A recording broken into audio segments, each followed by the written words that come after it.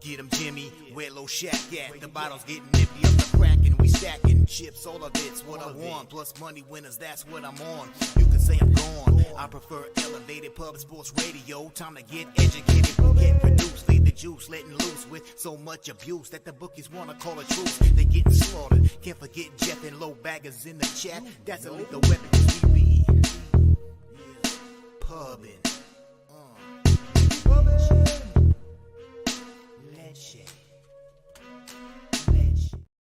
What up, cappers, gamblers, punters, hustlers, low baggers? Happy Wednesday, February 1st to all of you. Thank you for watching Betting with the Bag right here on Pub Sports Radio. God, just capping is just so such a cruel mistress. You know, I come in to yesterday's show, getting a chance to be back with Pete and coming off the glorious Sunday, with a ton of confidence, and then just get murked. Very, very, very, very upsetting. Felt like I led us poorly yesterday, and it's God. You put so much energy and time and care, and your life revolves around the success of your capping. And yes, the winning felt good, but one bad night, and I'm not sleeping last night. I'm sitting there staring, knowing that Nuggets game isn't going to go under, even though that Heat game went under, so it wasn't a horrible day in NBA, but and then I'm just thinking about all the mistakes I made and how I'm going to change everything when I get here this morning. And I'm thankful that I have the opportunity to be here with you guys this morning and bounce back and not just sit in this anger that I feel right now. So really upset my performance yesterday. Really, really upset. It was the goal for Columbus to tie it up at 3, where I was just like, take a deep breath, go for a walk, don't smash anything. Just disappointing, and thankful to be back here with you guys to bounce back. Dan Kelly in the house has got too cute with second half Cavs team total under. Man, two cute losses. It's funny, Dan. I hear you. And when I track capper stats, it's when they go full game and just trust them a spot, they succeed. I was so angry that I wasn't on Kansas yesterday. Everything told us that Kansas was going to take care of business against Kansas State after losing 83-82 in overtime in Kansas State. There was just a couple spots that made me so angry. But I take a deep breath and know that I'm going to be right back here with you guys and get to shoot more shots. The problem is, Sunday was a glorious, glorious day, and they have to give back, over 60% of that cash.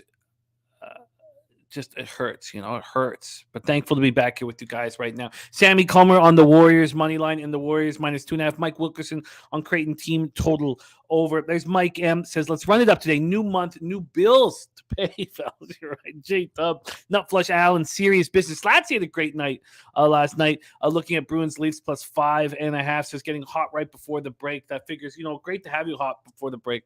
There's never a wrong time to get hot. Danny Lopez, North Ender, Imp 13 said cashed all NHL bets yesterday. Great job. JPZ, Xavier 11-1 at home. Laid the points, parlay the money line. Do what you got to do to get the bag, says JPZ. There's New Corker ready to get to work. North Ender says Maryland was money. Mike, there was a lot of spots that I felt were money that I should have moved on. LJ from H-Town, LeBron +950 triple double. Cash it. Excellent work. I know that our guy Spenny Penny Bombs was also on the LeBron triple-double, and he tied it in to the Jokic triple-double as well with a parlay. So great work for you guys. Justin McElvey, see, it's funny. I felt it's so nice to hear that a lot of you guys did have winning nights, because you put a ton of care into these breakdowns, and for me to struggle, it just really, really ate at me last night. It really, I struggled with it. Now, we have a huge week ahead. We have a huge horse racing show on Saturday. Razor Sharp Picks and I will be hosting a day at the races, a huge day, starting at 11:45 p.m. Eastern. We'll start with Gulfstream. Aqueduct will come in, Tampa Bay Downs. It gets pretty glorious. You got Oaklawn, you got Fairgrounds, you got Santa Anita, you got Golden Gate. Pick your poison and attack, and that's what we're going to be doing on Saturday. Then we have made a decision. Our big Super Bowl NFL Pub Hub will be next Tuesday. Will be Tuesday night. Our NFL Super Bowl Pub Hub with a huge cast of characters. Great group of cappers will be on. They'll be hammering one after another their Super Bowl picks. So we'll have sides, we'll have totals, we'll have player props. That is Tuesday night at 8 p.m. at the regular time for Gridiron Gamblers. So I'm excited about all of that, and I'm very excited about Pubapalooza. And I can feel the anger that I've been holding in for the last 12 hours sort of dissipate right now. And I'm feeling some joy coming back in my life. And that's what you guys, bring to my life, is that I have this opportunity, and I don't take it for granted. I'm really, really thankful. Rocco Rogers ready to go. Sammy Cummers on Bruins money line. Slow Jams Arsenal says bounce back day, Jimmy. I need that. I need that. Rocco Rogers says Miami and Maryland double. I like it. We do have freezing cold weather here, of course, as you would imagine, but it's also freezing cold in Texas right now. So Dabby Cab doesn't have power. So, we want him back. Now, I've only done college basketball with you guys solo twice this year, and we went 4-1 and 6-1 in those 2 days. And I'm ready to rock. But I would prefer somebody, like Cab be with us. But Cab's got no power right now in Dallas. And Jose may lose power in San Antonio here. But, up north, we're used to this freezing ass cold. But we're only a couple degrees Fahrenheit warmer than what's going on in Dallas right now. Leonard Porsche Jr., Billy Friedrich says Pitt and Wofford max bet tonight. And Dan Kelly says, I need PGA top 20 parlay power and McNeely 237 to sweep yesterday's card. Nice job, Dan Kelly. Jay in the house. Hello. Good morning. Will Butler said, how did the heck did the Hurricanes come back? Was looking sad for a while for them. It was. Jordy Nordman ready to go. Troy Torrance, first big loss in 2 months, man. You've been running so hot. So we'll bounce back right there. There's Nut Flush Allen. All these great cappers ready to go. Matty Ice. He says he will be better today, man. We all have to be. Mike M says 2 big looks in NHL, and we can still get in on that PGA parlay. I didn't realize that. When does that start? When do they pop off? I didn't realize. Of course, I don't know what I was thinking, because you gave it to us on Tuesdays, and I guess I got used to what happened last week when they moved it up a day. I'll come in with you on that. I'll join you on that. So I've copied and pasted that right there. A Power and McNeely top 20 parlay is at plus 237. Okay, there's Lou Chase Fox in the house. Great to see Lou Chase. Deshaun G ready to get to work. Markel. Let's do exactly that. Our order is NHL. Then we have NBA. It's Durrell going to be rolling with us today. And then we have NCAA basketball. Maybe just me with you guys, or Dabby Cab's Power will be back in action. So that's the situation. Let me make sure I got everything I need, and I do. So let's get to work. Let's get to work in NHL. And it was pretty disastrous for me yesterday. I much prefer -1s, as you guys know, than regulation. But the regulation bet was about 20 cents cheaper than the -1 for me, and so I took the Hurricanes in regulation. I think that's the first time all year I've taken a regulation instead of a -1. Would have got the push, but it was just too expensive. And I have taken -1s this year up to -145, but it just pains me to do it. And so I took the -125 in regulation. Obviously, that blew up in my face. But watching that hockey game, Carolina got the momentum, and the Kings just couldn't stop it. Their goaltending is weak. Their defense isn't very strong. They're a good hockey team. And don't get me wrong, they could easily win the Pacific Division, but not that good. We only have 2 games in NHL before we get into NBA. So we'll be into NBA very soon here. Let me move the sports insights, which we don't need. All right. Let's get to work here. And Mike M saying Hurricanes are 20-0 in the same season rematches. There's Rez Mob in the house. Can't wait to hang with Rez. in Pubapalooza in San Antonio. By the way, Son Dizzle booked his flights. Sonny Dollywall will also be rolling with us. So we're all leaving from the 6 here. Mr. Gokster, Son Dizzle. Hopefully Turnsy will also be coming down with us from Toronto. So it's going to be fun. But let's get to work here. We have 7:30 p.m. Eastern. Carolina Hurricanes 32-9-8, 16-4-6 on the road at the Buffalo Sabres 26-19-4, 11-12-2 at home at KeyBank Center, Buffalo, New York. I have Ranta and Luukkonen. Both listed. Ranta 12-2-3, 2.55 goals against average, 8.97. Sabre Center's 2 shutouts. He's not been very good. Luukkonen 13-5-2, 3.26 goals against average, 9.01 save percentage. Carolina now 8-1-1 over their past 10. 19.4% power play, and that penalty killing at 90.6% penalty killing. Buffalo 6-2-2, 11.1% power play, and 81% of penalty killing. Mike M saying Carolina also on a 6-game winning streak, 20-0 and a 6-0. And he says, okay. So, this is tricky. And with the way Mike M drops it, it seems very, very simple to back Carolina. And maybe that is just the play that needs to be bet. Arthur Me Jr. in the house. What up, Arthur? Thank you so much for the $5 dono. You are a good man, Arthur. And it's nice to see you. Billy Friedrich says over in this one. Northander says the line's moving towards the Sabres since last night. And let's just talk about that line history here quickly. Carolina opens up at -150 and is now at -135. And that tells me that the key injuries that Buffalo Sabres have listed are going to be back in the lineup. And, Tage will have to be back in the lineup or he misses the All-Star game. So we'll see. This total opened up at 6.5 for the pick, and there's been an 8-cent move to the over. Again, that tells me again that this game is going to go over. Billy Friedrich says, that the Sabres, excuse me, sorry, I'm looking at the Slavin, no Slavin, Billy Friedrich saying, that tells me that these players that the Sabres have injured are going to be healthy and going to be in the lineup. Guillermo Zertucci now. What up, G? Mike M says, going to let the public bring that line down and follow the numbers. Leroy Flood ready to get to work. Imp 13 says, Sabres team total over. Sabres money line, full game over 6 and a draw on the sprinkle. Wine Time Sports ready to get to work. Great to have you guys all here. Hurricanes are on the second half of back-to-back. They win their 6th straight game last night, 5-4 in overtime at home versus Los Angeles last night. They were down 4-1 going into the third period. Outshot the Kings 30-21, won 56.9% of the faceoffs, and out-hit the Kings 21-16. 4 of their last 7 games have gone beyond regulation. You see Matty Ice saying Buffalo and over 5.5 at +260. You see the paper chaser, Imp 13, going after the draw on the sprinkle. Both of these teams have had 4 of their last 7 games go beyond regulation. Slavin remains out with the lower body injury. Sabres had their 5-game winning streak snapped in a 3-2 shootout loss at Minnesota on Saturday, and they're dealing with injuries. 3 important players day-to-day, and it's imperative to know if they will be in the lineup. First line. Now, the market is telling us they will be in the lineup, but we need someone to give us that in with certain terms, because these are huge pieces.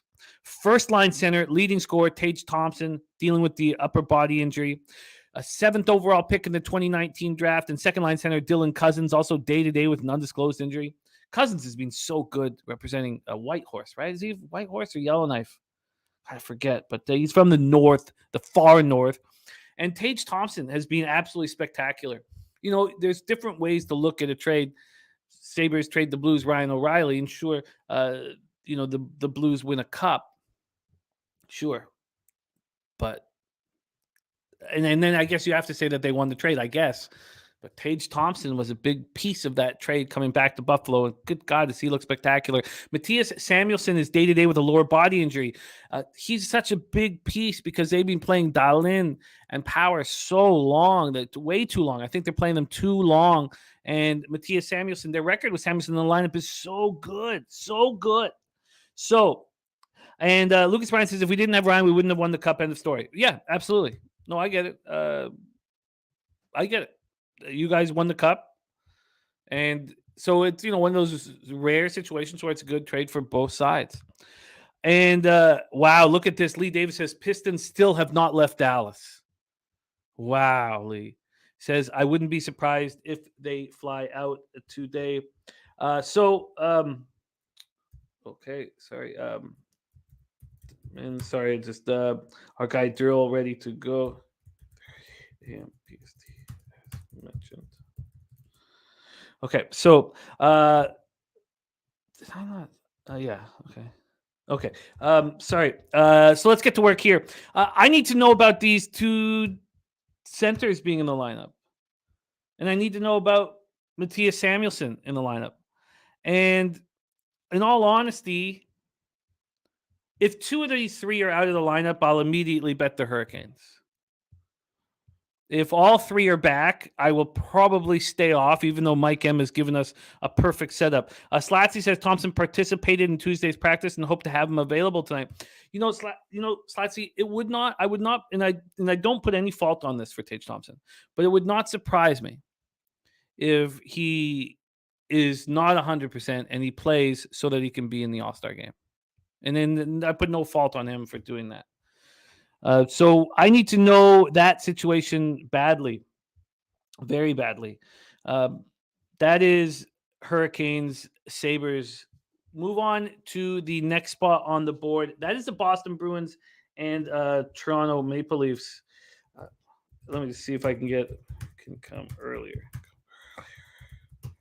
Would be great. Okay, so here we go.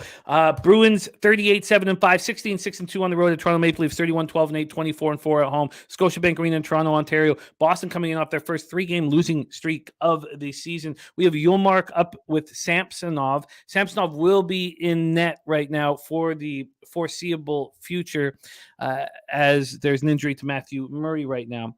North Ender says, line keeps dropping. If you like the Canes, wait. And that is well put, and that's exactly what I think will. But obviously, the market telling us that Tage and Cousins are going to be in the lineup. Your first and second line centerman and your top three defensemen are out. Let's talk about the line history here before Durrell joins us and we get into NBA. Boston, Toronto, these Bruins open up at -113. They're now -117. The Leafs open up at +101. They're now +106. From a total standpoint, this opened up at 6 -117 to the under, and that's exactly where it stands right now. This is an interesting spot. You have the Leafs without Austin Matthews, and you have a Bruins team on a 3-game losing streak. They were last seen in a 4-1 defeat at Carolina on Sunday. They got outshot 36-25. They were soundly outplayed in that hockey game. Toronto comes in off their third win in 4 games, 5-1 at home over Washington on Sunday. They've handled adversity so well, but you have to ask yourself, do they care here? All-Star break starts tomorrow. How much do they care? The Bruins, look, they're the best team in the league so far. Can we count on them caring because they're on a 3-game losing streak? Probably. I think you could say that if it's always so tricky capping games the day before the All-Star break in every sport. You have to find out who is going to give you a legitimate effort in this spot and who's thinking about the break. Can we trust the Bruins to give a legitimate effort because they've lost 3 straight? Stimmy OG is on the Brew Crew. Or I should say the Bruins, not Brew Crew. It's talking baseball. So Slatsy says overs 5-1 and 1 last 7 in Toronto. All games went over last night. Seems like defense is lacking before the All-Star break. That's something that Nutflush Allen talks about often. Often about the defense lacking right before the All-Star break. There's Ron Lofton in the house. If I'm questioning who's going to play with effort, I would have to say I expect the Bruins to because they're on a 3-game losing streak. Now, it's kind of a dicey proposition here. Swiss Horton. Okay, Swiss. It's kind of a. So if I'm going to count on the Bruins to come out strong here, I'm not going to pay any vig whatsoever in the game before the All-Star break. So even the Bruins, though the Bruins are just -120, I'll take the Bruins on the -1 line is what I'll do and turn it into a plus line. I'm just simply not going to sit here with one bet on the final game before the All-Star break in any kind of situation where I'm not getting plus money.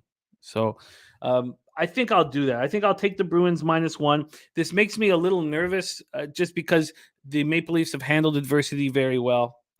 But I'm going to be hoping that the angle of they've lost 3 straight. They don't want to go into the All-Star break. Losers of 4 straight. I want to focus on that and put a plus line attached to it. So for anybody looking for a -1 calculator, I'm going to pop it here in the chat. But first, I want to see what I'm going to get paid on my -1. That's a -110, or sorry, a -120 and a +210. So -120 plus 210 gives me a -1 line of plus 141. That's 61-cent difference. So I'm going to take that, and I'm going to pop this here into the chat. And here you go. There's the -1 calculator if anybody needs one, which will help enormously for both NHL and Major League Baseball. As one of the most important things in gambling is asking yourself, why does a book not offer something? And a lot of books don't offer the -1 line because they're very helpful. They're very helpful. North Ender says Bet365 was hanging a 5.5 for this game. Both goalies are playing very well. Even Pinnacle moved it to 5.5. Moved it to 5.5 at just a little after midnight. So that is the National Hockey League. I'm going to be on the Bruins -1. Lee Davis says, I think this is an over spot. Lucas Ryan agreeing. Sean Sullivan, thank you for the kind words. We need a nice bounce back day today, and we are going to be moving on to NBA now. But that was NHL. So at this point, I want Carolina, but I need 2 of those 3 Sabres out of the lineup. There are some talking heads that I respect that believe the Sabres are going to make a run for that last playoff spot and get it. If that's the case and they're coached well, they're going to try to win this game. But if they're missing 2 of the 3 guys here, Samuelson, Cousins, and Tage Thompson, I will move on Carolina Hurricanes. Nunya, that play of the day on Fordham was a thing of absolute beauty. Okay, Paper Chaser says can't back Swayman here. The over is the look. Yes, I remember seeing that it was going to be Swayman. Is that confirmed? Can we get Swayman's confirmation? Because last night it was Yolmark. Let me know if that is confirmed with Swayman. And even if Swayman's confirmed, I'm going to take the Bruins to stop this losing streak here before the break. Okay. Markel says, wait till after the break to bet hockey. If I go into this final 2-game schedule here, with the Bruins on the -1 line and maybe stay away from the Hurricanes Sabres game, I'll be very comfortable with that action. Andrew G says, Leafs coach said the wives and girlfriends have the bags packed already for the All-Star break. One team's lost 3 straight. I think we got to hammer that home. And Loshak has confirmed that. Okay, thank you, Arthur Meade Jr. And Slatsy says Tampa had 2 scouts at the Habs Sens game. Why wouldn't they have scouts at the Habs game? Maybe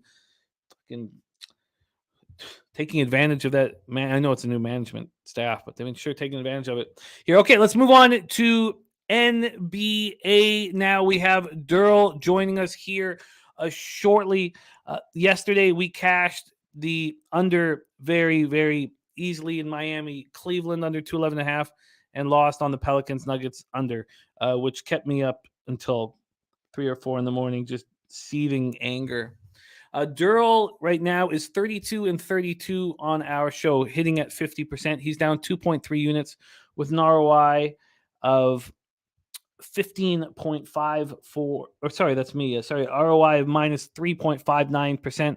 Average line minus 105. Viper NB giving a shout out to Joe Yurkovich. Says shout out to Joe giving the Bucks team total under easy money. Joe Yurkovich running nice right now, so I'm looking forward to keep hearing our guy Joe Yurkovich's looks.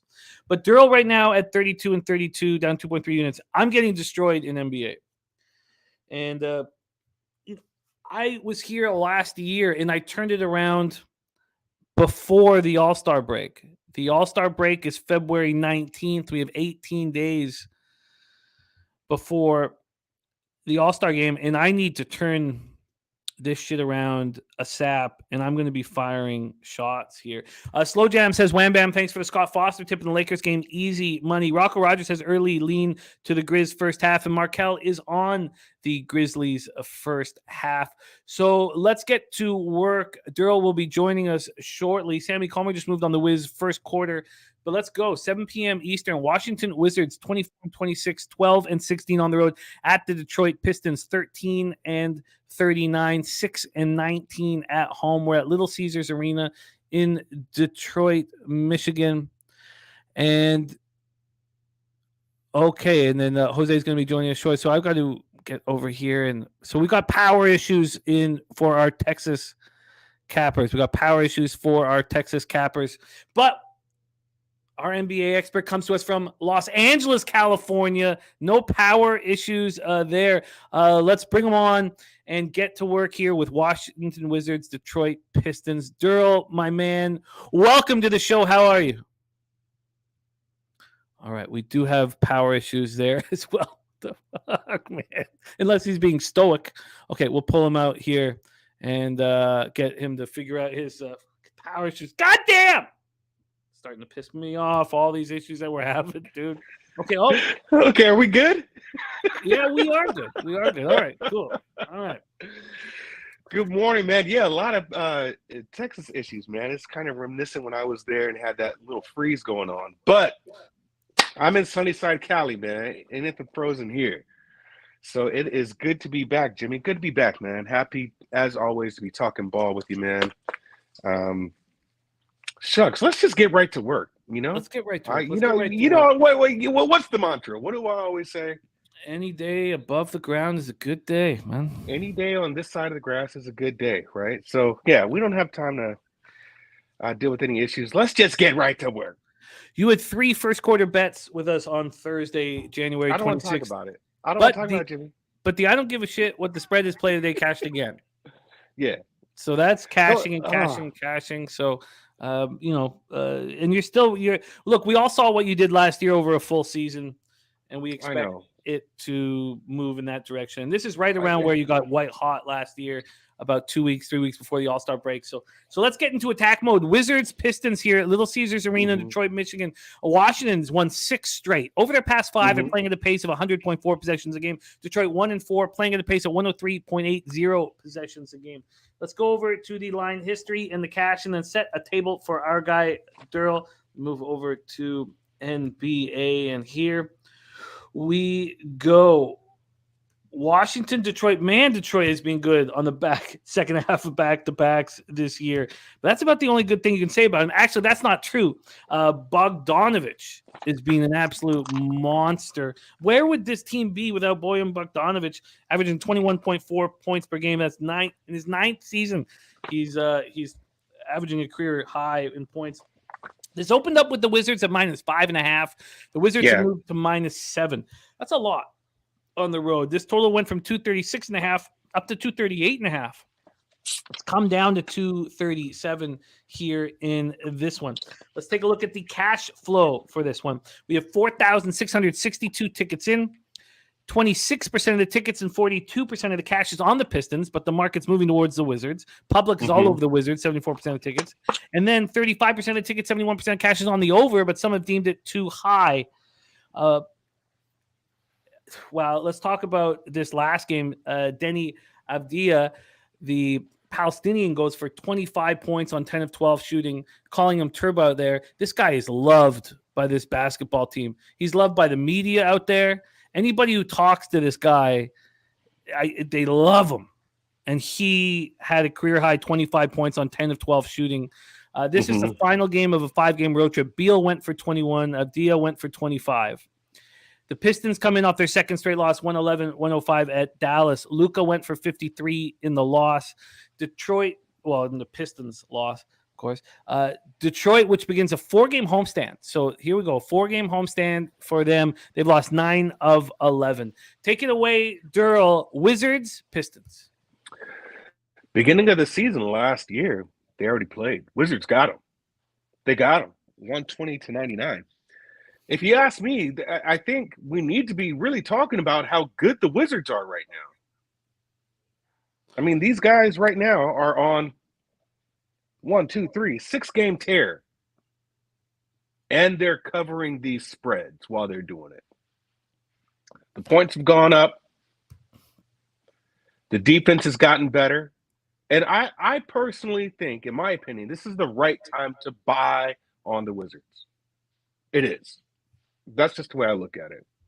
I like the Wizards' first quarter here. I think they can win by 2. And I do like the Wizards' full game, honestly. I mean, the two teams that Detroit lost to, Dallas and Houston, Wizards beat them. And they covered the spread. Right? So I just think this is a good time to buy on the Wizards. First quarter over. And go ahead. Am I cutting you off? No, not at all. It's just we were told at the beginning of the show that the Pistons haven't left Dallas yet because of the issues in Texas. Oh. So there's a bunch of cappers that think this game will be postponed. That's even better. I mean, that just throws all your rhythm and timing off. Right? So I had already stepped on the Wizards first quarter -2. And I stepped on the Wizards full game -6.5. I just like their most recent body of work and how they've been playing. But yeah, this would mess the Detroit Pistons all up. But if this game is postponed, I can completely see it. Well, you can get those both. You can get that -2 at -10 right now, and there's still 6s, 6.5s, and 7s available for this game. Right now, you can get a 6.5 -108. You can get a 6 at -116 and a 7 at -103. I took it at -6.5. Now, if they haven't left Dallas, there's no way they play this game, right? I think so. One of the things that always bothered me in baseball when we thought there was going to be rain and the game would be bounced, we wouldn't cap it. The game would go on. There was an easy win that we just didn't put the effort in. So I just wanted to at least put the effort into the cap so that I didn't, hate myself. Oh man, that just throws them off if you ask me. If you're getting on a plane later, right? And then you got to go straight from the plane to airport. You can't even get your bearings together, and then you go straight to the arena for shoot around or whatever. I mean, we all know these players are creatures of habit. So anything that throws them off, it just kind of makes it a little more difficult for that team specifically to kind of get involved in their daily regimen or their routine that they have for these types of games. And this is one of them. So I honestly believe that if they still play this game tonight, they're going to be sluggish, kind of just thrown off in that first quarter, which makes sense for Washington. And then ultimately down the stretch, these full games, Washington's just figuring it out. So I think this could be a trifecta spot. It really could. But I do like the first quarter and full game. First quarter -2 and full game -6.5. Let's move on to the next spot on the board. 7 p.m. Eastern, Orlando Magic. 20-3, 17-8, 18 on the road at the Philadelphia 76ers, 32-17, 19-8 at home, Wells Fargo Center in Philadelphia, Pennsylvania. We have the rematch from 2 nights ago, and what a game that was. These two teams met in a very impressive 119-109 win for the Magic right here in Philly. Orlando snapped their 2-game winning streak with the win, while the Sixers saw their 7-game winning streak snapped. Orlando came back from 21 down. Orlando 3-2 over the past 5, playing at a pace of 98.8 possessions a game. Philly 4-1, playing at a pace of 98.70 possessions a game. Saturated says Sixers. Mike M says don't be surprised if the Magic win outright tonight, but the +10 is a solid look. That's from Mike M. Let's take a look at the line history and the cash here for Orlando Philly. We have Philadelphia opening up at -9.5 at -105. There's been a 5-cent move at Pinnacle to the Magic. They're now +9.5 at -110. From a totals perspective, it opened up at 230.5. There's been a 7-cent move to the over. And then cash wise here for this one, 4,662. 6,572 tickets in, 43% of the tickets and 70% of the cash on the Magic. Then you have 61% of the tickets on the over and no cash flow for this one. What up, Joe Chris? Great to see you, my man. So Embiid went for 30, 11, and 5. He's listed as questionable for the rematch, but judging by the market, He's going to be in the lineup. He's playing. Harden and Harris each went for 17. So the Magic have now won 15 of their past 26. Banchero went for 29 and 9. Wagner went for 20. Moritz went for 22. And Franz went for 19. And Wendell Carter went for 12 and 9. And he's listed as questionable with a foot injury. Markelle Fultz went for 12 points and 10 assists. Justin McElvey is a unit on the Sixers -3 first quarter. And Viper says, I'm off after that Sixers loss at home. Revenge game. But he leans Magic. Take it away for us, Durrell. Magic Sixers. So it's funny.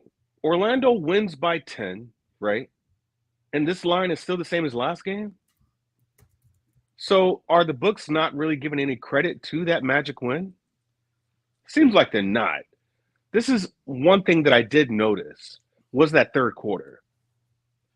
42-point third quarter by Orlando, right? Which brought them back to life. And that was after the first quarter being 30-17.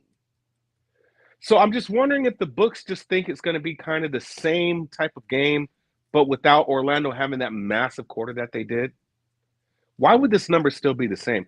I'm afraid to play this game. The reason why is because we saw that Orlando can just beat these world beaters. They did the same thing to Boston twice already, right? Where they just outright win these games. So I don't know what kind of juju Orlando has with being able to outlast these, these greater teams. Maybe it's the length. Maybe it's you've got nothing but big men on the floor that presents a problem. But all in all, I did lean first quarter, but I wonder if it's just too many questions for me. I wonder if Orlando is not going to start off as sluggish, right? Where they don't need a 42-point third quarter to get out of the, 13-point deficit they were in the first quarter. So it was just more questions than answers that I had here. First quarter was a lean, but it seems like if I'm going to see this number at 9.5, the books are thinking this is a trifecta spot. I shouldn't say the books, but I feel like it's a trifecta spot for Philly. It just feels that way, that they would give no love to Orlando, right? That you have people in the public and sharps or whomever kind of betting this down, but you're going to lose to Orlando by 10 just 2 nights ago, and then you still have a 9, 9.5, 10 in some areas here. So I don't know. I can't quite gauge where the books are going with this, but if they're going to give you 9.5, I feel like Philly should come on here and smack them all, first quarter, first half, and full game. But it's too many questions and answers for me. But the strongest lean in this game, in my opinion, would be just to go back to that first quarter. I always think that playing teams in these sort of back-to-back situations, I know there's been a day off, but it sort of leads to more intensity. And I both like to see a total at 230.5. Now, Sweaty Butcher's giving us angles that say this game's going to go over. He's got the Sixers are 6-3, 6 out of their last 9 overs with the total of 230 or higher, and Magic are 9-3 to the over with the total of 230 or higher. Sean Dozer says last game should have gone over if not for the Magic low score in the first quarter and 76ers low score in the fourth. In the third, was it the third or fourth? It was probably third quarter. They put up 70 in the third quarter. So, should have. I mean, one quarter is 70. Yeah, fourth quarter. Yeah. Or Philly had 19 points in the fourth quarter, so he's right about that. And that's the weird thing. But they turned the ball over 19 times. Orlando didn't shoot that well. I just feel like this is just a much more intense Sixers squad here. I love it. Lamont, get that cash, my man. Yeah, they would have to get it back, to be honest with you. Should not have lost that game. And that's coming off, rather the game prior to that was the Denver game that they went off, right? Where Embiid just goes off and shows that he's worthy of being MVP. And then you just come in and lay an egg like this. Definitely was in the fourth quarter. Definitely was. But I can't gauge it. But this number is telling me that the books didn't count that as a serious Orlando Magic win, right? We're not giving any type of different number. It's still going to be what it is. So it's hard for me on this one. Well, These teams are not playing at a fast pace. Analytics site says 216 for the total points. Home by 8.38, total by 216, or total 216. That makes sense to me. That makes sense to me. I honestly, it depends which games you're looking at. When the Magic have played better opponents, when they played Boston or when they played the Heat, these games were lower scoring. When they play the Bulls or when they play the Pacers, the games were higher scoring. The thing about the Sixers is all their last 4 games have been extremely high scoring. They put up pushed the pace. 170 against or 270 against Brooklyn, 256 for Sacramento, 245 versus Denver. But Maximilian says, I don't even see the Magic covering. He says this is a smash spot. And the Pistons game has been postponed. Okay. So but we thought that about Boston, right? We thought that about Boston too. Losing, that was an embarrassing loss. Embarrassing loss when we lost in Orlando. And we're like, okay, they're going to get this back. And a lot of people put their money back on Boston for that revenge angle, and you saw what happened. So I'm just kind of cautious here. It's more, this one here, I got to fill this out a little bit more. But the fact, and that line was different. I would have to go back, but that line, they had given some credit to Orlando in that following game.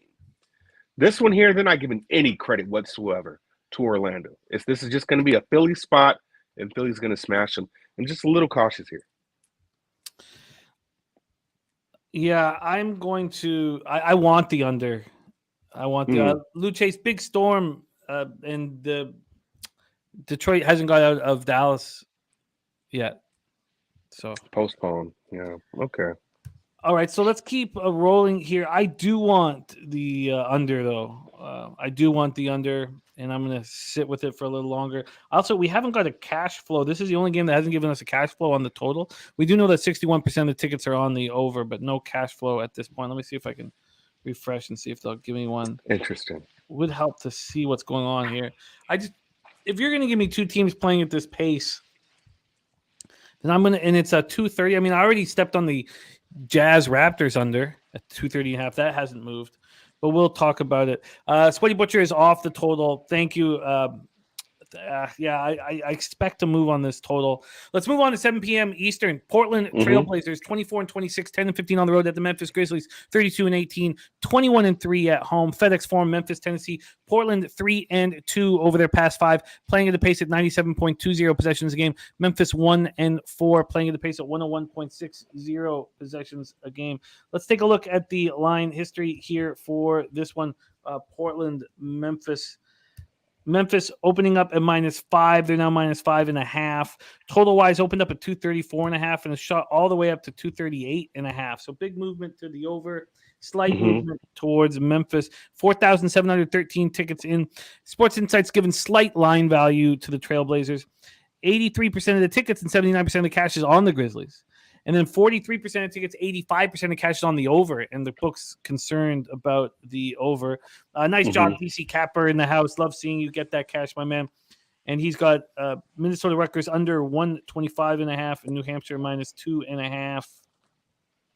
I get that. I like it. Ron Lofton is on Nurkic over, I guess, taking advantage of Steven Adams being out.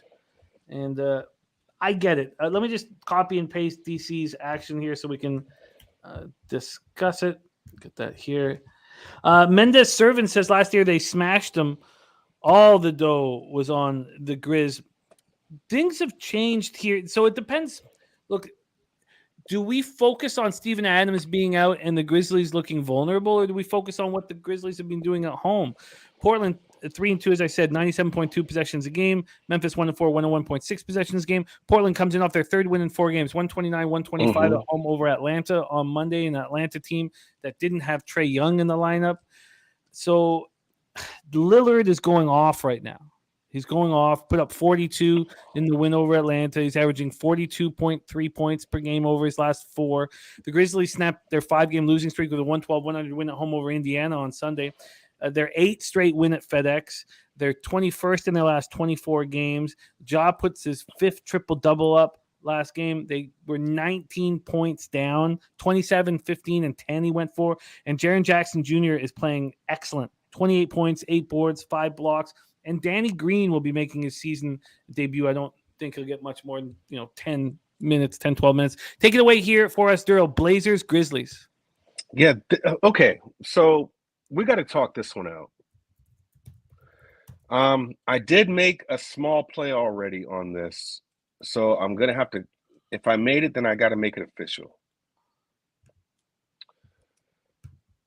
These two teams in the last 10 are the two bottom teams in first quarter spreads. Right now, Portland is 1-8-1 in first quarter spreads, and Memphis is 1-9. These guys are not covering spreads whatsoever in the first quarter. That's the first thing. And now we know also that probably most likely Memphis is going to be a favorite in these first quarter spreads. So they're just not winning. And the reason why is they're just not scoring. Overall in the first quarter, Memphis scores 29 points in the first quarter. Last 5, 25.4 points. What they're allowing, though, is insane. Overall, this is crazy, Jimmy. 28 points overall is what they allow in the first quarter. In their last 5, they're allowing 35 points. The problem is the same thing can be said for Portland. Overall, they scored 27 points in the first quarter, and they allowed 29 points. But in the last 5, 26 points is what they score, and 32 is what they allow. So this is it's kind of I went a certain way with this, and that is the first quarter over 61 points. Because for whatever reason, Jimmy, both teams are not scoring points, but they are allowing points. Now, do I take the bet and say that, okay, well, one team is going to score a lot and one team isn't going to score? Who is it going to be?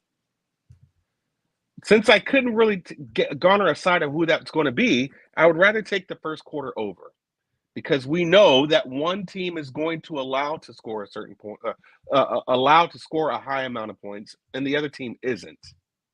Is it going to be at the 61 range? I go with that over because the books are telling you it's going to be a lot of points scored here. And when you look at Memphis, as of late, Memphis is the team that's allowing more points to be scored. They are allowing a ton of points to be scored.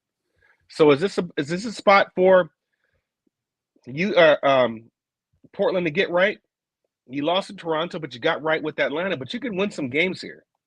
Or are we looking at Memphis kind of correcting that ship now, and that win over Indy, which isn't too surprising, right? Do they get right here with another win? I personally believe that the Blazers is still the better team at this point in time, because it does hurt not having Bane there, who is questionable. It does hurt not having Steven Adams there, even though you have the Block Panther and Triple J, and you got Xavier Tillman and all these other guys. They're just not stepping up. So all in all, I'm going to look at the more stable team and think that it is Portland, but they just suck, completely suck at first quarter spreads. Even though Memphis, if you want to like Memphis, take them in the first half, because they are still second in the league in first half spreads, even though in their last 10, they're 5-5.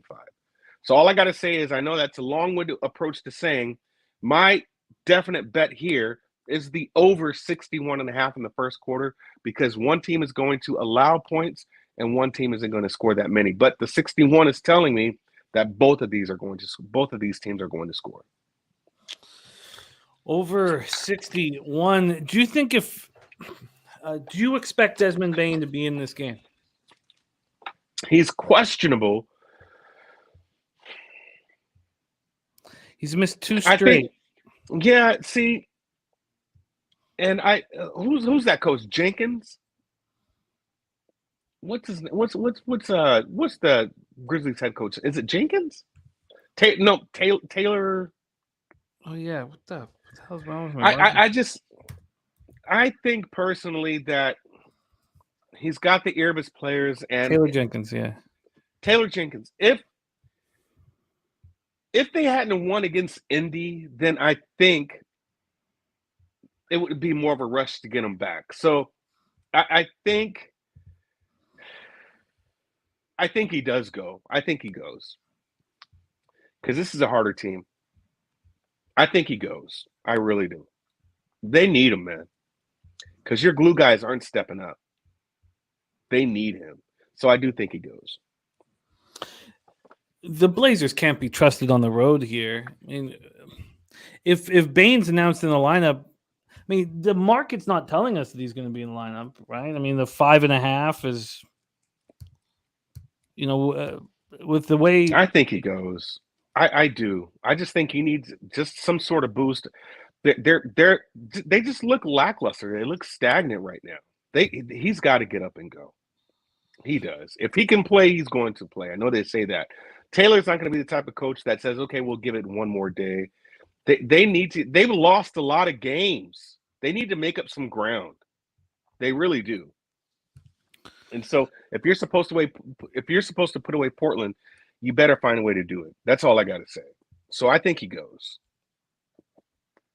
Yeah, this one is. I can't.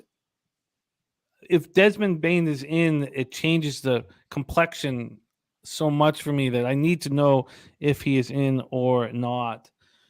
And Jerry Young, by the way, saying Philly lost the last game because they were out partying with the Eagles. Oh, God. Jerry Young saying. Durrell's on the first quarter over 61 at -104. It's available at Pinnacle. There are some 61.5s. Mo Harris says he's staying off the Grizzlies until Adams and Bane come back. I don't want Portland on the first game of a road trip against a hungry Memphis team, regardless of player personnel issues. And I don't want Memphis when I know that, Brandon Clark is going to have to be, banging with Nurkic. So I guess I don't want – there's nothing I find appealing here at this point. So I just – listen, it was hard for me to even get there with that. But, yeah, what's shown and what's consistent in that last 5 is they're both allowing a lot of points in the first quarter. Well, let's roll on. You got that first quarter over 61. Now, there are some sharp books that have moved it to 61.5. If you do like the 61, move on it, briskly. 7:30 p.m. Eastern. Next up, Brooklyn Nets 31-19, 16-11 on the road at the Boston Celtics 36-15, 19-6 at home. TD Garden, Boston. Brooklyn 3-2 over their past 5, playing at a pace at 98.60 possessions a game. Boston 2-3, playing at a pace at 96.29 possessions a game. They've now been without Marcus Smart for 4 games. They're 1-3 over that stretch. And Robert Williams was unavailable because of a sprained right ankle, unavailable against the Lakers. Let's take a look. He's playing. He is playing. Okay. Mm-hmm. So let's take a look at the line history here for this one. We have Boston opening up at -8. They're now -9. Total wise, it's opened up at 226.5. It's now 224.5.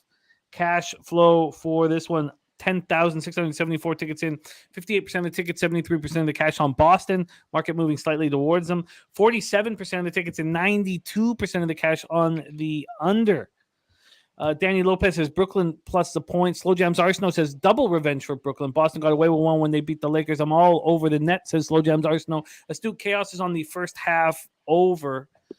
And Joe Chris talking about Hart under points, rebounds, and assists at 21.5 in the Portland game. But here for Brooklyn, Boston. Brooklyn comes in off its second straight win, 121-104 at home over an undermanned Lakers squad on Monday. Simmons with the knee injury, TJ Warren with the shin contusion, missed the last 2 games. And they could be – are they going to be in? I mean, there's a chance that both will be in. The Nets continue to be without KD, 4-6 without him. And the Celtics have been off since snapping their 3-game losing streak with a 125-121 overtime win at home over the Lakers Saturday. Take it away here for us, Durrell. Nets, Celtics. Yeah, I'm off this game. I'm just going to tell you that. Just a short way of saying it. This one, I followed the line here too, Jimmy. The last game they played, that closing line, I believe, was -1. Now, granted, that was Durant's first game being out from his injury. There was also no Jaylen Brown, right? But you did have everybody else, including Marcus Smart. Now this line is at 9, and you don't have Marcus Smart, and you still don't have Durant in this game. This is another one that just confused me. It really did. So if I'm looking at a -9 for this game, and the last game was -1, and they still didn't have Durant that game, but you're trying to tell me that Jaylen Brown's worth that many points now that he's in? I just don't get this one at all. So I didn't want to play it. This is another game where it tells me maybe Boston just comes out here and gets them, right? But we're talking about one dramatic performance by King LeBron James, foul, being away from a possible loss to the Lakers, right? And we saw what Brooklyn just did to LA. LA was close to being in that game, and then it just fell apart. After, really, really close in that third quarter, then it just fell apart. So you do have Boston, who's going to be a better rebounding team. Brooklyn's still terrible on the offensive and defensive boards. And now you got Robert Williams ruled in. Maybe that does add some kind of, value here. But you got the last game being -1, and now this one at -9. It's just weird to me. So it's a no play for me here. If anything, I would look at Boston first half. I know our boy Nate's going to be like Boston trifecta, but at the same token, what Brooklyn's doing in the first quarter with their points is saying a lot. They're scoring a lot of points in the first quarter, and Boston is not. But I just can't get a read on this game, so I'm off with it. I agree with the look towards the under in this one. Is there too much of a concern with it are you taking too much defense off the floor when Marcus Smart isn't there for the Celtics? Well, he was reigning defensive player of the year, but I just where do they get the boards now? Where you got Horford and Robert Williams there? Who's going to help Claxton? Right? So those are your second chance points right there. So it's not really even the defense. I mean, it does matter, but personally, it's just their weakness is the boards, and you've got to have these guys shooting at a high clip and making them, so you don't have to worry about these long rebounds. But they are making them. Brooklyn is making them. They're scoring a lot more points now in their last 5. So the under, I don't know, man. I don't know about the under in this game. I want to say the Boston. What did you say Boston's pace was? Aren't they faster now? No, they're playing slow. They're playing slow. 96.29 possessions a game. I can't get a read on it, but it's the way Boston is playing right now. Oh, yeah, you're right. 'Cause just looking at their points, they're dramatically low. I can't gauge it. I don't understand the number, to be honest with you. It would still be it would be Brooklyn or nothing for me here, full game. Mike M says this should be the Nets over first half, Celtics first half team total over, and the full game over. North Ender says the total's dropped 6.5 points from an opener because I only have the Pinnacle opener where it's dropped 2. Why don't we go somewhere else? Let's see Bet Online. Oh my goodness. Bet Online opened this yesterday at 230.5. Sheesh. Wow. Okay. Well, I'll take the under off the board there then. Yeah, I don't. Okay. I didn't realize it dropped that much. Thank you for wow.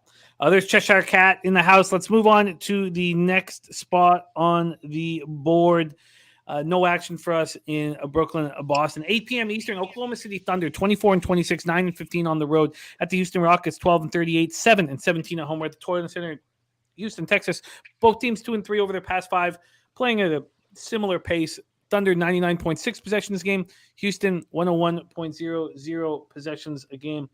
Let's take a look at the line history here for this one. The Rockets open up at +6 and now +5.5. Total wise, this opened up at 230.5 and is now at 232.5, going up 2 points. We take a look at the cash flow for this one, and we have 4,458 tickets in. 81% of the tickets, 90% of the cash on the Oklahoma City Thunder. Market's moving towards the Rockets slightly. 58% of tickets, 68% of cash on the under. LJ from H-Town is on Sengun, Alperen Sengun, props, points, rebounds, and assists. We just saw the Rockets snap their 2-game losing streak with a win at Detroit on Saturday, 117-114, without Jalen Green, without KPJ, and without Sengun. But Sengun will be available tonight, according to LJ. So this is a group that puts up 56.4 points per game, those three. And yet the Rockets win. Thunder coming off their second loss in 3 games, 128-120 at home to the Warriors on Monday night. Take it away for us here, Durrell. Thunder, Rockets. Yeah, still, these are bum fights. Still, I mean, but just to set the record straight, OKC in their last 10 on first quarter and first half ATS, 8-2. 8-2 here. So now they're a road favorite. Houston Rockets, 5-5, first half ATS. I lean OKC early here. So I would have to side with OKC here. I just can't get there with them. They're calling this game as a Rockets win, actually. Rockets win outright in this game. And that's too many points for Oklahoma to cover. But something has to be said to OKC being 8-2 in their last 10 in the first quarter and first half. So it's a lean here. I want to dig deeper into these numbers because if I'm right, OKC's numbers on defense has actually gone down. So 29 points, last 5, 29 points, but they're allowing 30. Yeah, so they're actually still just there. OKC or Houston on the other end, allowing 30, scoring 27.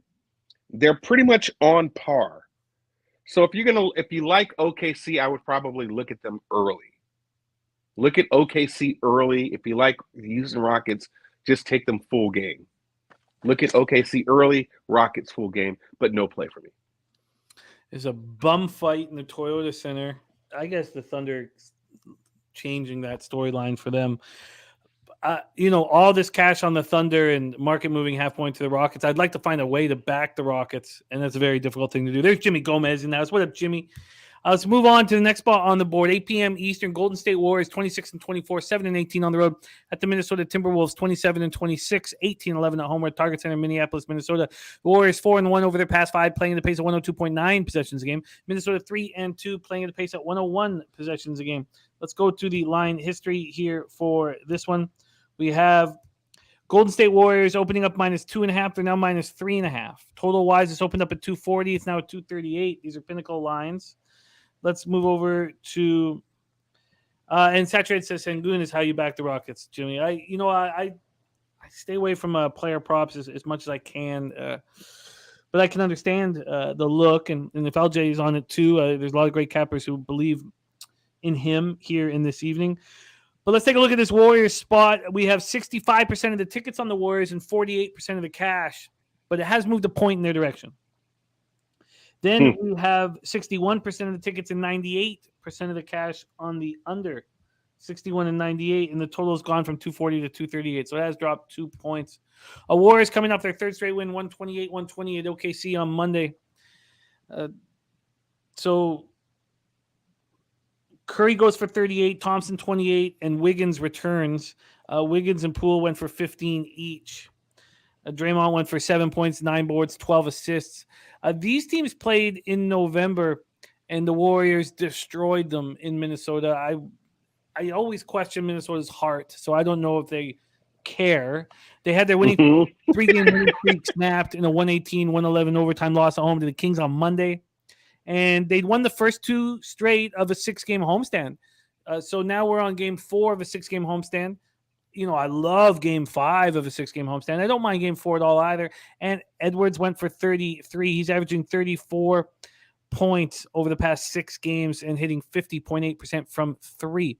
Justin McElvey says Timberwolves plus 3.5. Says the line says it all. Now revenge. Saturated says T-Wolves playing more like a team without Cat. Take it away for us here, Durrell. Warriors, Timberwolves. Warriors second in the league right now with the over-under in the first quarter. They're moving up there right with the Wizards.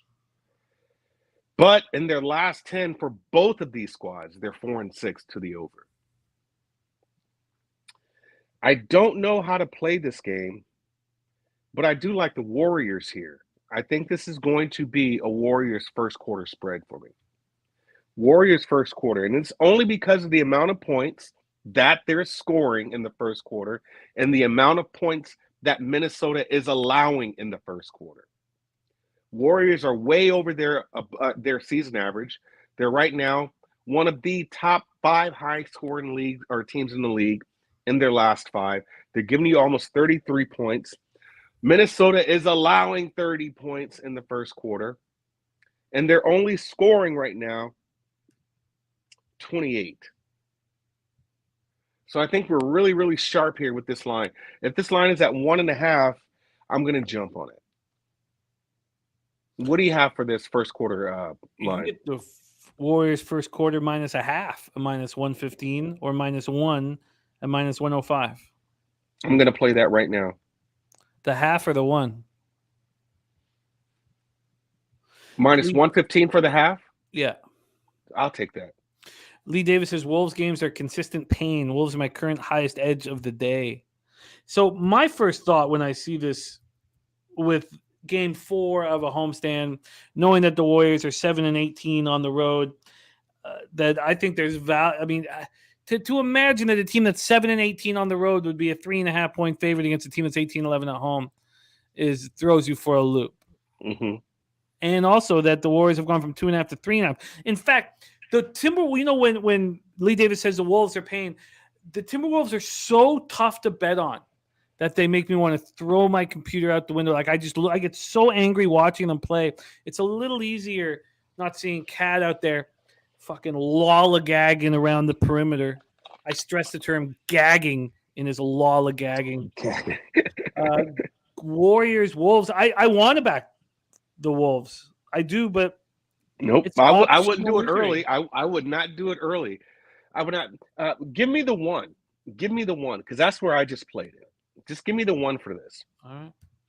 Minnesota offense, they are up there in that top 5, top 10, if you want to call it that, in their scoring. 30 points overall. But this last 5, man, and these are the trends I look for.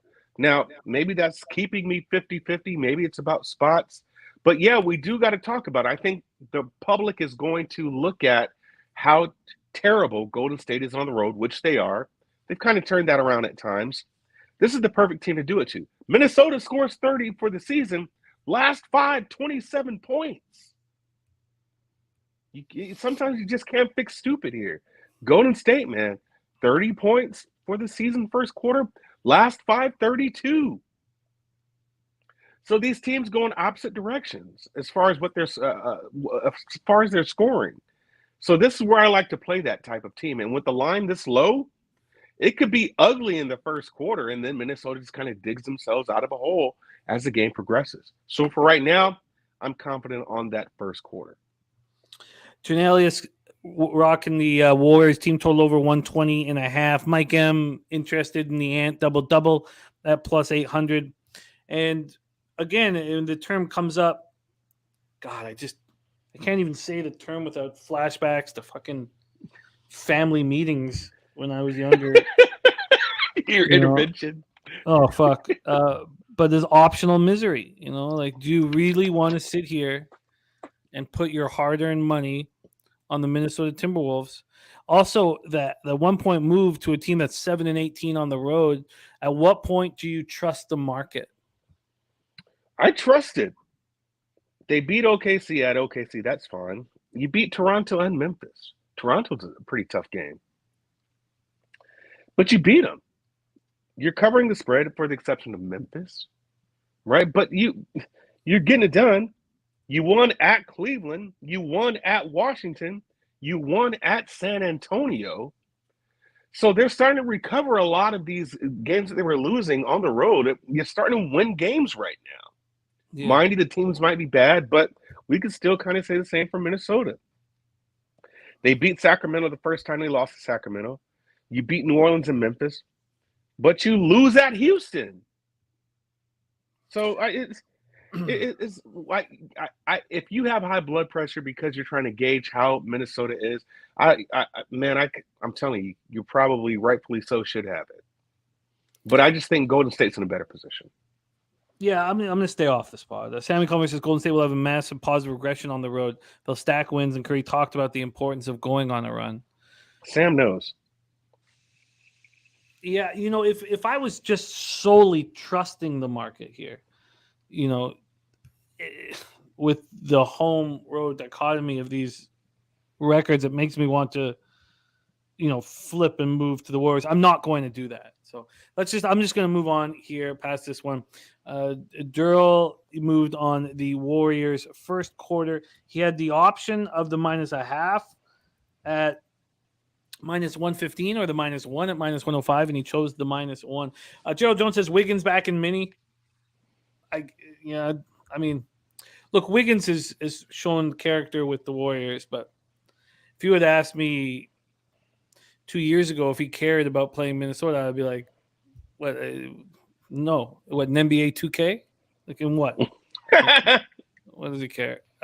8 p.m. Eastern. Let's move on. Sacramento Kings 28-21, 12-10 on the road at the San Antonio Spurs, 14-37, 9-19 at home. We're at AT&T Center in San Antonio, Texas, where we'll be for Pubba-Palooza, UFC San Antonio on the Saturday.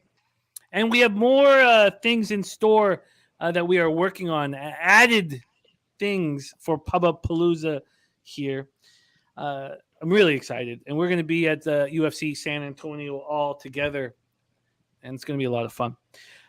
Kings, Spurs here. Sacramento 2-3 over their past 5, playing at the pace of 98.74 possessions a game. The Spurs 0-5, playing at the pace of 100.11 possessions a game. Markel says over or nothing. Astute Chaos says over. Exactly. I know. Let's take a look at the line history here. We have 3 games left in NBA before we get into NCAA basketball. Spurs open up plus 7.5. That's where they are right now. It did go to 7, but it's back at 7.5. Totals wise, it's opened up at 244.5, and it's now at 244. That's nuts. That's absolutely nuts. I mean, look at the Kings are playing at 98.74 possessions a game. They're going to be dictating the pace. That's just absolutely nuts that the total would be this high, but it is. Mm-hmm. 6,419 tickets in, 74% of the tickets, 93% of the cash on the Kings. Market's not moving towards them. Then you have 35% of the tickets and 93% of cash is on the over. 93% of cash is on the over, and this has gone down a half point. And it went down to 243. The initial move was down. And yet, oh, wow. Saturated says King smash. J-Dub says full game under. Rob Garvey, Pubba-Palooza is the 24th to the 26th. I'm getting in on the 23rd on the Thursday and leaving on the 27th, the Monday. But the main days are 24th, 25th, 26th. Matt Paulin says, so under. Look, you guys know I gravitate towards unders, and this would be one that would be all over, especially if I was running better than I am running right now. But let's discuss it and set the table for our guy, Durrell. Sacramento snapped their 2-game losing streak with a 118-111 overtime victory in Minnesota on Monday. 32 points from De'Aaron Fox. Malik Monk goes for 19. Sabonis goes for 17 and 13. Spurs coming off their 6th straight loss, 127-106 at home to the Wizards on Monday night. They've lost 11-12. Keldon Johnson goes for 26. Take it away for us here, Durrell. Kings, Spurs. Do you know who the best team in the league in first half overs? Spurs. Wow. The Spurs are the best in the league. Last 10, they're 7-3. Who's right under them? 76ers. You know who's the third best team in over-unders in the first half? The Kings. And their last 10 is 7-3. We've got a total of 125.5, which means somebody's got to give you 63 and someone's got to give you 63. Is 63 points doable for one of these squads? Absolutely.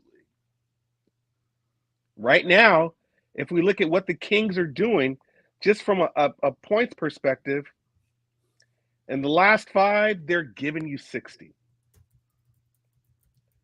On the other end, San Antonio's offense in the last 5 is giving you 57. But their defense is allowing 63. So this is very, very sharp here, man, if you ask me. The only way I could look at this game really is to take that first half over, because these points, it's just screaming points. But some of these games got to go under, right? Something has to give here. And even though both teams are 7-3 in their last 10 to the over in the first half, I just don't know how to gauge it here. Only because even though San Antonio's giving you 63 points or allowing 63 points, Sacramento isn't. They're allowing about 57. So are we just going to say San Antonio's going to have a game here? Same time, even in the last 5, San Antonio is only giving you 57 points. That's all they're giving you, right? So we need at least 6-7 more points in order to cover that first half over. So for right now, even though these guys, both teams here are really good in the first half, and the records they give you, even San Antonio being over 500, they are the first in the league right now in first half over-unders. I still can't get there, but it's a lean on the over. Just got to think about this one. The Sacramento Kings pace last 5 games is slow. I mean, how in the world could we now? I know the Spurs don't play defense, but I mean, when you watch the Spurs play and Dougie McBuckets hits a 3-pointer, I go, I bet I won't see that again. That's my first thought. Is like him hitting these bombs from outside. I just like I do not trust them. And look at these games for the Kings. Yeah, they put up 133 against Memphis without Steven Adams there. That Philly game was high scoring, but these last 3 games they played 3 straight games lower scoring.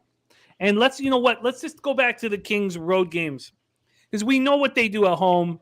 They fly up and down the floor. But let's just go over their last few road games. So both Minnesota games, low scoring. The Lakers game, for a Lakers team playing at the pace that they're playing, I know it's slowed down a bit of late, but that's low scoring. And then you have that 132-119 San Antonio game, ridiculous. Before that, you have 132 at Utah, 126 at Memphis. All you need is one quarter, just one quarter that doesn't fly over. But the funny thing is, I mean, are we afraid of that 7.5 with San Antonio being 1-9 in their last 10 against the spread? I mean, San Antonio's 1-9, Sacramento's 7-3. So they are covering the spreads. And if this is going to be a shootout, I would say that Sacramento is going to make a lot more baskets because they are efficient in their shooting than San Antonio. Right? I had a hard rule in my first year of capping NBA in front of everybody. And I ended up over the full season with Pete, just barely over 10 units up on the season. My rule, and I came in with that, I've let go of, but it was a very simple rule I used to have. And it was, I will not take a road favorite all year long. And I stopped doing that, but that was my initial rule. I do not want road favorites in the NBA. I'm not going to sit here with road favorites. And it's not a black and white thing. It shouldn't be that extreme. But Saturated says, don't overthink this Kings smash. That's what I was saying. Don't overthink it, Kings smash. All right. I'm telling you, that's my problem. Saturated is funny because I overthink everything. And that's probably what gets me in trouble because I overthink it and then try to compartmentalize to the most obvious play out of all the potential plays in one game. I should look at this game and just see how good the Kings are right now. Man, yeah, this is just an absolute smash spot. It's San Antonio. What are we talking about? You know what I'm saying? But I do get it. I do. And if you have rules, you have to stick to them. Well, I didn't need to be that extreme. I just thought maybe I had some hard, fast rules back in the day because it was my first time really publicly doing it, and I wanted to stay kind of strict. But look, I'm going to try to get under this number. There's 93% of the cash on the over, and this didn't climb; it dropped. So a sharp either there's reverse line movement, or sharps have hit this under. Oh, I'm going to hit it too.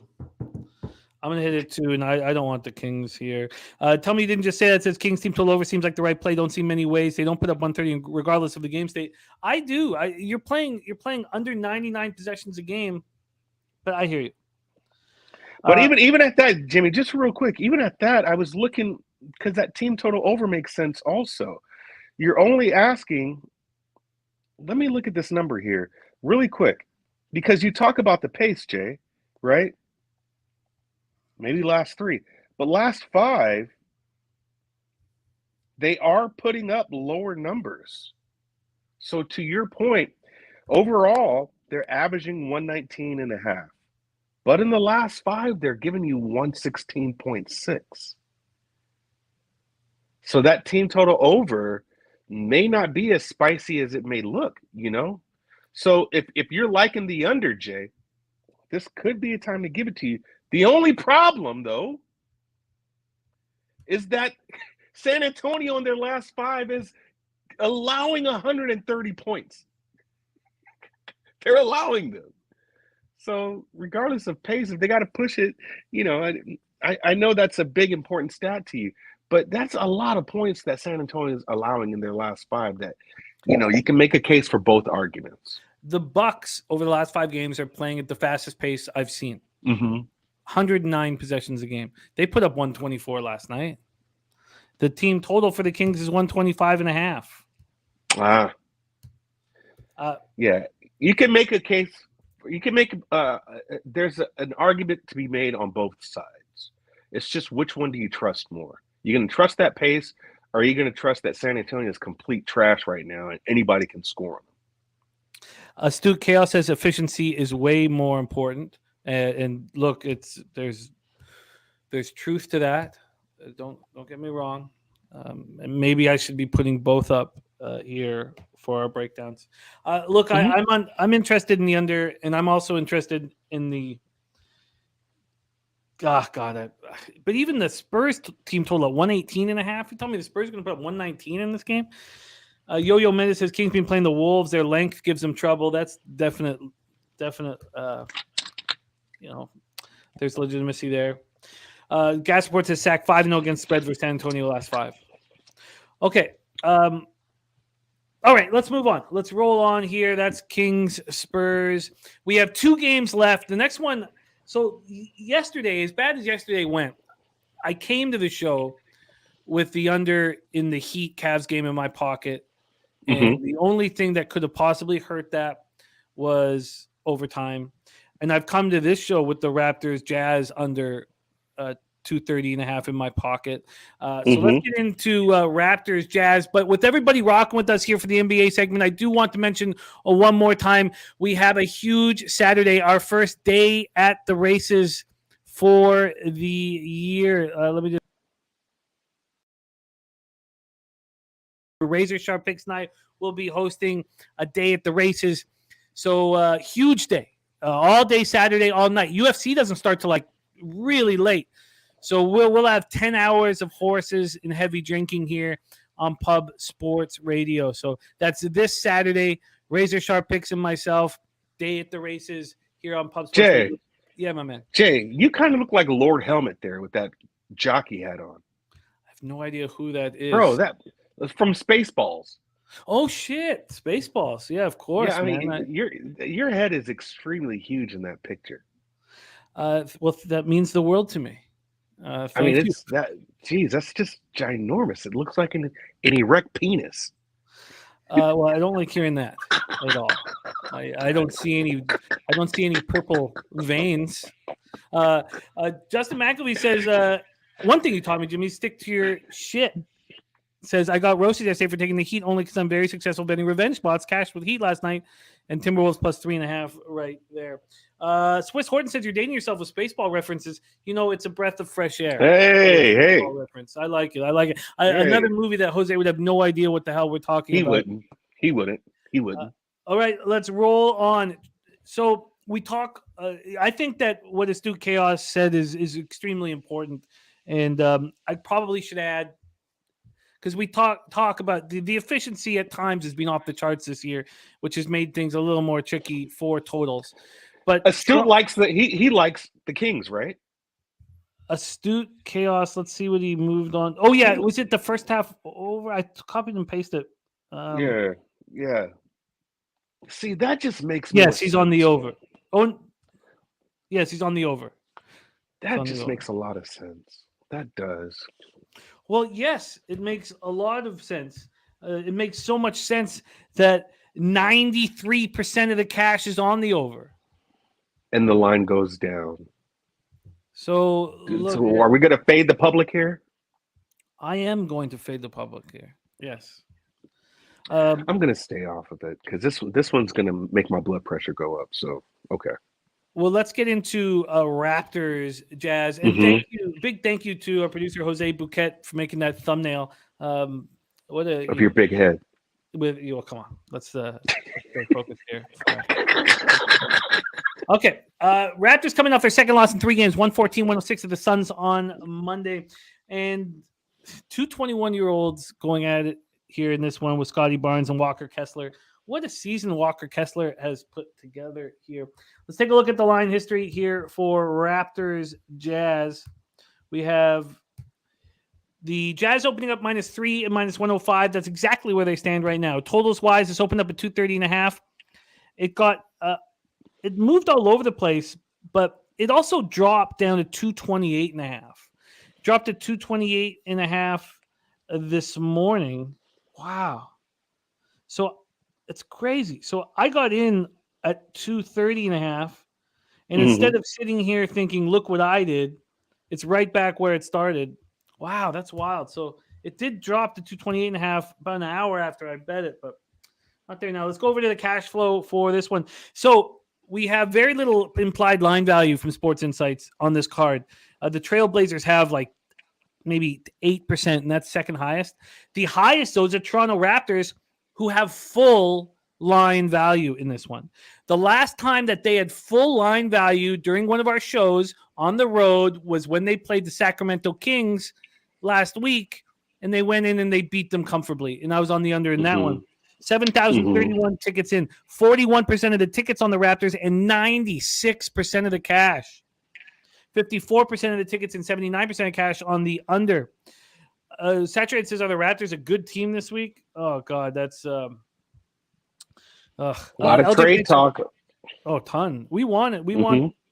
We want this team to change. You know, we everybody knows the worst thing in professional sports is mediocrity, and we think that we're stuck in mediocrity with this group here. LJ has Raptors 8-3 last 11 against the spread first quarter. First quarter is on Gary Trent Jr. over 25 points. And tell me you didn't just say that. Says this feels like a bad matchup for the Jazz. Lots of lengthy players, players. Plus, I think you want Jazz's dogs, not favorites. So, man, some good info coming out of there. We lose 114-106 at the Suns on Sunday. We lose 129-117 at Golden State on Friday. And Scotty Barnes playing his best basketball of the year. He looked really good against the Warriors, 24, 6, and 5 with 2 blocked shots. And, you know, he's the only guy we're going to keep in this point. But it's hard to imagine that someone would take Siakam's contract off of our hands. The Jazz come in off their second win in 3 games, 108-100 at home over the Mavericks on Saturday. Lauri Markkanen, 29 points, and Walker Kessler went for 14 and 11 with 5 blocks. Regis Austin looking at Siakam points and rebounds. Take it away for us here, Durrell. Second to last game on the NBA card, Raptors, Jazz. Yeah, so the first quarter.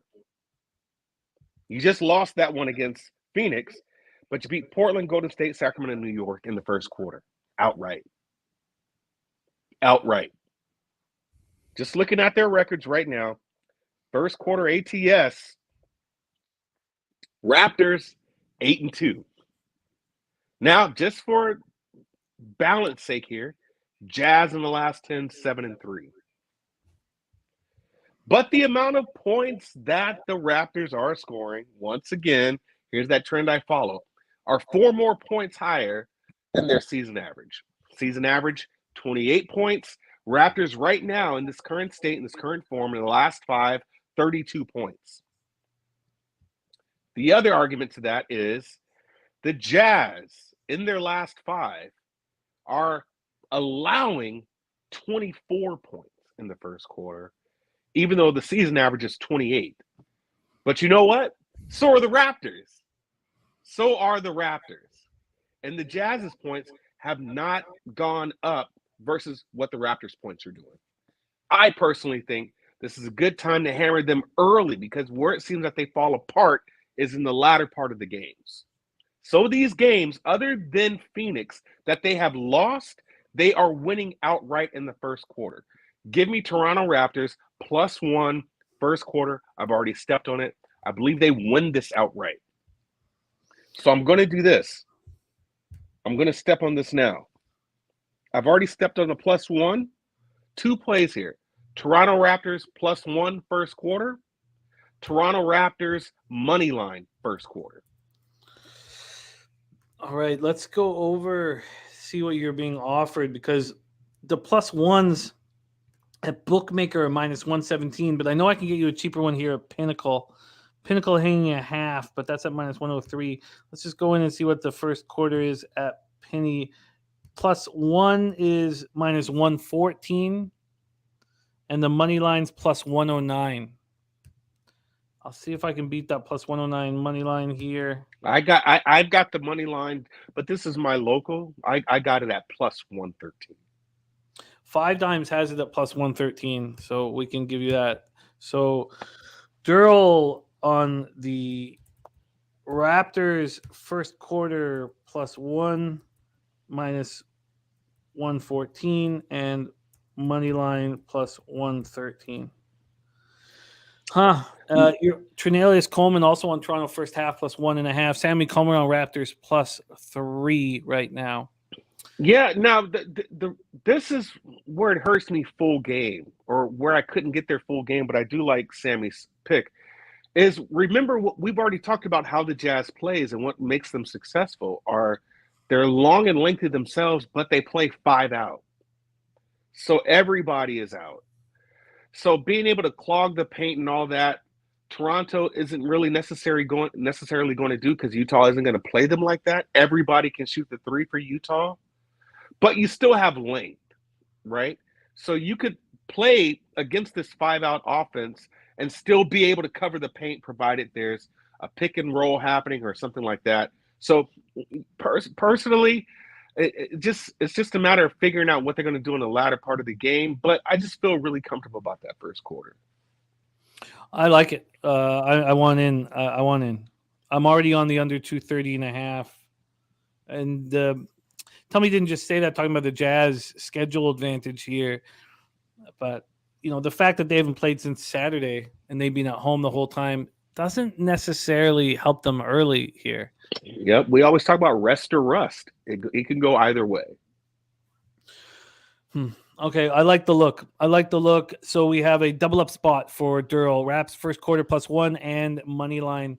And I'm going to join him on the first quarter. Let's move on to, and great stuff from Cashman. 19 says Van Vliet played entire first quarter last game. Trent 10.5 and Siakam 9.5. And he likes the Raptors first quarter too. So let's move on here. Next up, oh, and by the way, polo this, polo that. Lakers +2,800 to win the West. Oh, wow. Too much value says, assuming they will get a combo of Levine, Turner, Buddy, and Bogdanovich, Lakers will have 2 additional starters before the trade deadline. Wow, how things have changed. Listen, man. Hey, whoever this, polo that. We've already talked about this, Jimmy, twice. And I feel like a little bit of Nostradamus is kicking in on me. First thing I said was, I don't know, it was on this show. The first team to make a move before the trade deadline, really a major move, would be Toronto Raptors. And it looks like that just may happen. But I also told you earlier in the season that before this trade deadline, you could possibly get Zach LaVine. And that's still a possibility. So that you got another scorer, another 3-point shooter there. Man, I can go on for days how better the Lakers look, even with Rui Hachimura. So it's a possibility. If you can keep AD healthy, they got a shot, man. Should have beat Boston, and they definitely beat New York. Now, granted, there was some favorable calls for LeBron and the Lakers because the NBA messed up what they did to LeBron in Boston. And I talked about that on yesterday's show. That's why a lot of people took the Lakers. Dan Kelly says Lakers have nothing that anyone wants. No picks left to trade. And Dennis asking, what exactly do the Lakers have to trade? It's not necessarily a trade. It's just that you want to get something for at least you want to get something rather than nothing for Zach, because Zach is a free agent next year. He could just walk, right? So it's just a matter of trying to negotiate at least something so that the man don't walk for nothing. So you could package something together. No, I feel you. All right, let's move on to the final game here on the board. 10 p.m. Eastern. Atlanta Hawks 25-26, 12-15 on the road. At the Phoenix Suns 27-25, 19-8 at home. We're at the Footprint Center in Phoenix, Arizona. Moving on to college basketball after this one. Atlanta 1-4 over the past 5, playing at a pace of 99.60 possessions a game. Phoenix 4-1, playing at a pace of 97.18 possessions a game. Let's go into the line history here. Suns starting to get comfortable without Booker in the lineup. Opening up at -1 at even money. It's moved to -1.5, 6-cent move there. Total opened up at 231.5. It has not moved. Actually, I take that back. It's right where it opened, but it did move to 230 all the way down to 230. So it did move to 230, but it's back right now at 231.5. Have seen some U-shaped movement in a lot of totals today. 7,082 tickets in, 33% of the tickets, 68% of the cash on the Atlanta Hawks. So the last time, we talk about like we always get this. Everybody gets their own deja vu from certain lines and certain situations. Here with the Hawks at this number on the road, or the Hawks not moving, it takes us right back to, when was it? Was it against the Blazers? Let me just go quickly through their road games here.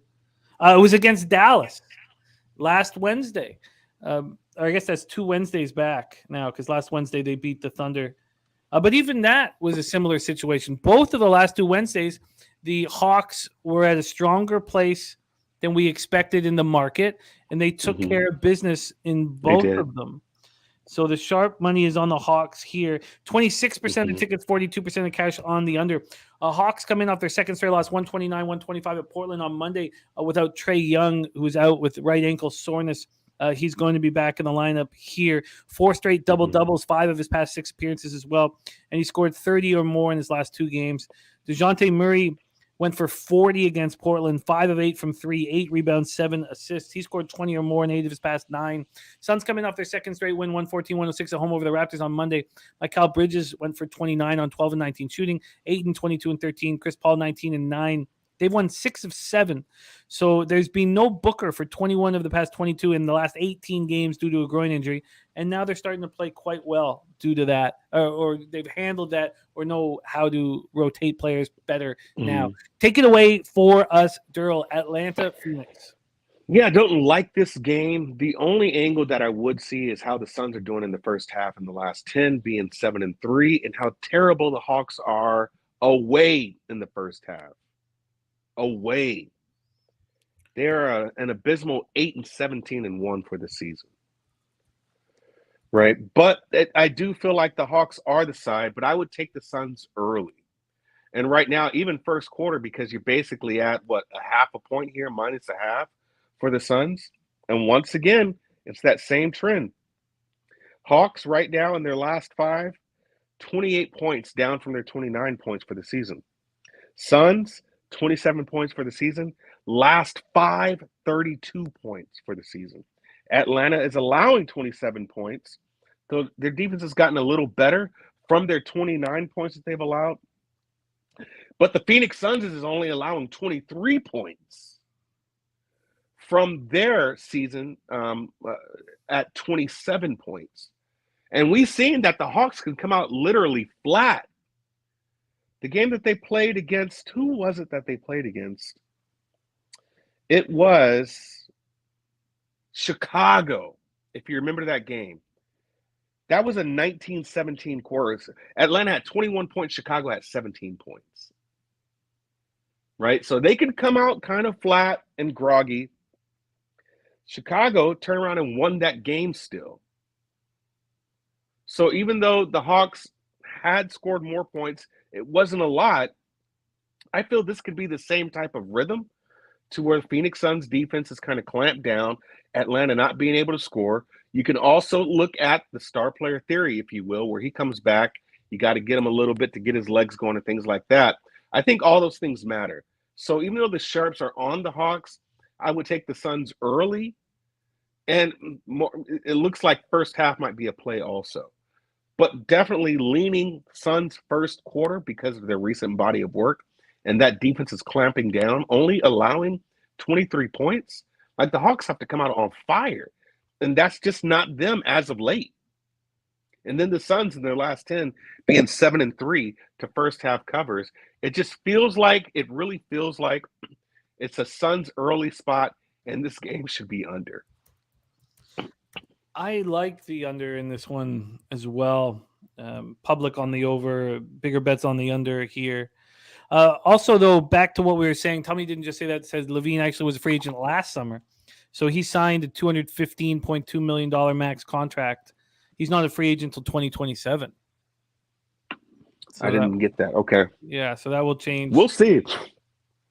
$43 million a year for Zach LaVine. Just absolutely nuts. But back to this spot here. I like the under. I think the under is in play. The issue is the Hawks more than the Suns. Chris Paul's always been a gift to unders, controlling the pace and slowing everything down. So I think that the under is in play here at 230. I mean, you think about the Raptors played a slower pace than the Hawks, and that game went to 220. Is this game going to have 10 more points with the Hawks involved and the Trey and Chris Paul going back to back? Fat Wally, my man. Of course, we need Wally on Saturday's big show. But are you going to move on the Suns first quarter or the under here, Daryl? At this point, not right now, but I always tell you I'm going to probably tweet that out. This one's going to be probably a play for me, probably. But for right now, no. Okay, let's review all action. I'm just getting too caught up in unders these days. This is not the league to be doing that in. I am moving on the under in Orlando, Philadelphia. Durrell is on the first quarter over 61 in Portland, Memphis. Brooklyn, Boston, we stayed off. Oklahoma City, Houston, we stayed off. Durrell is on the Warriors first quarter -1 at -105. I'm going to be on the under 244 in Sacramento, San Antonio. Durrell's on the Raptors first quarter +1 at -114 and the money line at +113. And I'm going to run with his Raptors first quarter look. I'm already on the under 230.5 in that one. And Mike M saying this is over as 5-1 a trend in this Atlanta Phoenix spot that I'm wanting to go underneath here. It's just there's a couple angles here for me. The one is, they put up 125 points without Trey in the lineup. DeJounte goes for 40, and now he's got to change his game completely with Trey back in. That's a part of the angle that I kind of like with the under. And then also, whom do we trust to control the pace? And that is the Suns, who play the slow pace at 97 possession game. I just feel like this 230 is a little too high, but it scares me that I'm going up against a trend here. And Slow Jams Arsenal has a good point when he says this is an ESPN game and those games tend to go over. So I get it. And we may have some additions from our man, It's Durrell, who you can see in San Antonio at Pub-Up-Palooza. It's gonna be fun to finally run with. I'm gonna make the play on it. Give me Suns first quarter. All right, let's do it, Durrell. I'm gonna make the play on it. I sure am. Moving on the Suns first quarter. Let's line shop for him here, and then we will head into NCAA. I've got Suns first quarter at -0.5 at -110, and I'm gonna jump on it. All right, let's see if we can get you the Suns first quarter at -0.5 at -103. There's only two. Well, bookmaker bet Chris are basically the same, so they're the only book hanging in -110. Everyone else is -105. Pinnacle -103. Sargent first quarter in the house. Suns first quarter -0.5 for Durrell at -103. Follow our man on Twitter at It's Durrell. And also catch him here on Wednesdays. Absolutely excellent work Daryl, Let's turn it around. Let's turn it around, Jay. We got to turn this around. Let today be the day. We're gonna get paid, man, and repeat this, rinse, repeat for the rest of the season. I love it. And quickly, Cashman19 saying, keep Daryl up here. I haven't said a goodbye quick yet to him. Thank you, Jose. Thanks, Cashman Jose. Says, any room Saturday, let me know, Jimmy. I'll be available and betting orders. Of course, Cashman19, we'd love to have you on. And says, almost forgot about the poker tournament. Says he will be in San Antonio. I can't wait, Cashman. It'd be so much fun to hang. Daryl, I love working with you. I'm going to talk to you about some schedule stuff coming up because there will be some Thursdays that I would like you to jump on the show, and I know that you will be also on NBA Pub Up. So I'm going to connect with you here in the next little while. Okay. You on a few more extra shows here, but excellent work as always, my man. Anything else you want to drop for the chat before you bounce? Last words. When I get there, Jose, I need my Flying Chancla shirt. Okay, well, you come to San Antonio, maybe he gets one, eh? Okay. No, just bounce. Fair. Hey, fair. I can't argue with that. Fair. If he comes to San Antonio? Fair. Sure. I could have sworn I ordered that bitch, but I guess not. By the way, Jimmy, I have a play for you too. Ooh, all right. Let's hear it. Jose, play of the We're almost at the point where I can show my record and laugh at it a little bit because of how poor it has gotten, but it's gotten better. The Canada Day was okay. But play of the day, I mean, fuck Canada today. We're obviously taking the Bruins. Bruins money line. Maple Leafs don't give a fuck. On top of that, I also have a college basketball play. Shit. It's moved to -132 at my book. I'll take it. I'll take it at the shitty price. Yeah, no, we'll get you a better price than that. That's just at Bet365. Let's move over and get you the Bruins money line. So it's a 10-cent move since we talked about wanting it. Right now, you can get the Bruins at that moved quick. -125. All right. And what's your next look? I'm also going to have. Unless it's on a game that we're going to discuss here. Is it? It is going to be on a game that we're going to discuss. Then why don't you jump in on that game and add to the breakdown for it? Sure. Oh, good. Yomar confirmed. That's what I needed, Rocco. That's what I needed. I mean, his name's fucking Linus. You think that dude's going to take a day off? His name's fucking Linus. Dudes that don't take Linus, they don't take days off. His dude's name Linus, they don't do it. I'll do it. Thank you, Jose. Thank you. All right, let's move on to NCAA basketball. So this should be the recipe for winners. First off, I've had a very good season. My best work has been when we've been just me and you. That's it. I'm 10-2 on the two shows for that. Now, I will always take an expert here. And we'll always have a better show with an expert because I'm not one in college basketball. But I'm having a really strong season, and I'm coming off a lousy day. So that should be the perfect recipe for getting that cash. I seem to lock in a little stronger when it's just us two. When the pressure is on, let's get this money. Let's go. College basketball, even with the horrific display yesterday, going 0-3, we are 72-53. No longer at 59%, but at 57.6% plus 13.8 units. ROI still over 10% at 11.04%. Average line -110. Now, what happens, though, when it's just myself and you guys for college basketball is I need your insights badly. And, Jose, I need you to highlight the insights fast and furious so I can also see them on screen.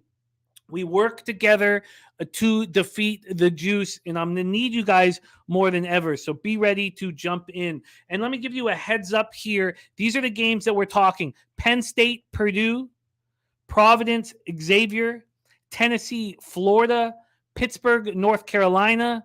Then I wanted some different conferences. So we have St. Bonaventure, Richmond, Belmont, Murray State, Nova, Marquette, Seton Hall, St. John's, Oklahoma State, Oklahoma. And that's likely where our Jose Bouquet will be moving on a game. And New Mexico, Utah State. And again, the late games, when we head over to the Mountain West, man, I said to you guys how, like, the Nevadas, how well they play at home and the Utah Valley. That's, I know we're moving on to a different conference with Utah Valley, but we just see the success of these teams, and we saw it last night when I was afraid to go up against San Diego State, but fading San Diego State was the play. Yes, we're doing Tennessee, Florida, and Alfred says Penn State covers an Xavier money line. Jay Peasy says love Tennessee and Xavier, have money on both.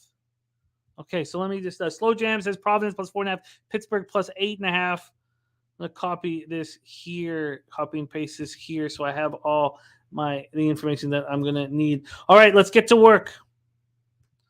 Let's get to work and let's get paid. We start at 6:30 p.m. Eastern. Penn State Nittany Lions 14-7, 5-5 in the Big Ten, going up against the number 1 ranked Purdue Boilermakers. Purdue 21-1, 10-1 in the Big Ten. We're at Mackey Arena in West Lafayette, Indiana. Let's go into the line history here and then the cash flow. So first off, line history, and then we'll move on. So Penn State, Purdue. We have Purdue opening up a minus 10.5. Now they're at minus 10.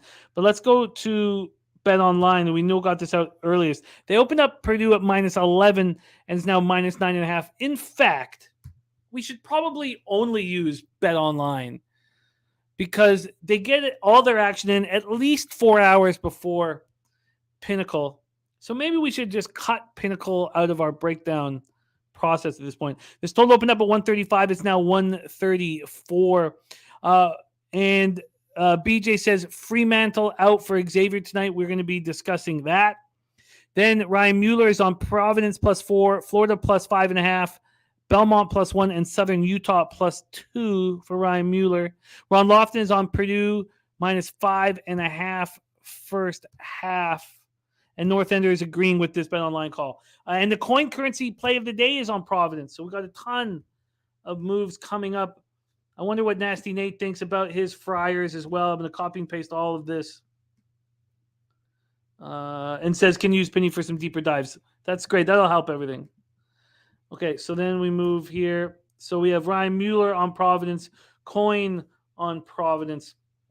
Let's get back to this Penn State spot. So the total has dropped a point, and the spread has dropped 1.5. So market moving towards Penn State. Let's take a look at the cash flow and see if that is correlated here. We have line value on Penn State according to Sports Insights. And interesting, we have some big line value spots on the games we're going to be talking about. But here we have about a 15% line value on Penn State, 10,572 tickets in, 59% of the tickets and 94% of the cash on Penn State. Then you have 27% of the tickets, 35% of cash on the under. Penn State comes in off its second win in 3 games, 83-61 at home versus Michigan on Sunday as 4-point favorites. They're playing good basketball. Purdue comes in off its 8th straight win, 77-61 at home over Michigan State on Sunday as 8.5-point favorites. Edey went for 38 in that game. Can anybody slow down Zach Edey is the question here. Certainly, though, the market is moving towards Penn State. The Sharps are on Penn State. And all you need is Penn State, who's been very good to their backers this year, 13-8 against the spread. Is Penn State going to do enough to keep this within double digits? My book is offering me 10, and Pinnacle is offering it at 10 as well. And that 10, though, is juiced to Penn State. They did drop it down to 9 and 9.5 at one point, so they were trusting that action. Wow. From the market, I think Penn State can keep this close. I think Penn State can keep this within double digits. The question is, Ron Lofton on Purdue first half, would you feel more comfortable backing Penn State early? You know, there are with a double-digit spread. There are backdoor covers. I'm certainly not going to double dip on this, but I'm going to trust the sharp action. I thought that was a very impressive performance by Penn State. Now, granted, it was at home versus Michigan, but it was very impressive. And now they know what they're going up against. The number 1 team in the country at Mackey Arena. So I like it. Penn State looked his favorite look for college basketball, says picks from Dave. Satred says Penn State the most veteran team in the Big Ten. I like it. I really like it, but I'm certainly not going to double up. Nasty Nate is on the Friars first half and full game. We'll move into that game next. Penn State, for full game, or I should say first half. I will make a decision about that. All right, let's move on. There's Millsy in the house. Is heading out to LA for Bellator Media Day today and tomorrow. It's Fedor's last fight. I love it, Millsy. I love it. Respect. All right, and Justin McAfee says tailing Penn State. Now, Justin McAfee, are you taking them first half or full game? Rocco Ryder says, I want Penn State, but can they stop Purdue from scoring? Obviously, it's going to be much trickier than facing Michigan at home. Can they stay within double digits here? Look, Penn State's playing good basketball. And they know what this is. This is not a spot. Obviously, I should say obviously, after a 22-point win at home, I wouldn't have a penchant to backing a team in that situation. But here, they know what they're getting themselves into. They're playing the number one team in the country in their arena. Let's move on to the next game at 6:30 p.m. Eastern. Providence Friars, 17-5, 9-2 in the Big East, playing the Xavier Musketeers with the same record. We're in Cincinnati, Ohio for this one. We've already heard from cappers like Nasty Nate, like Coyne, that and Ryan Mueller are all on Providence plus the points. Matty Ice says Penn State in a win and get in spot. Definitely.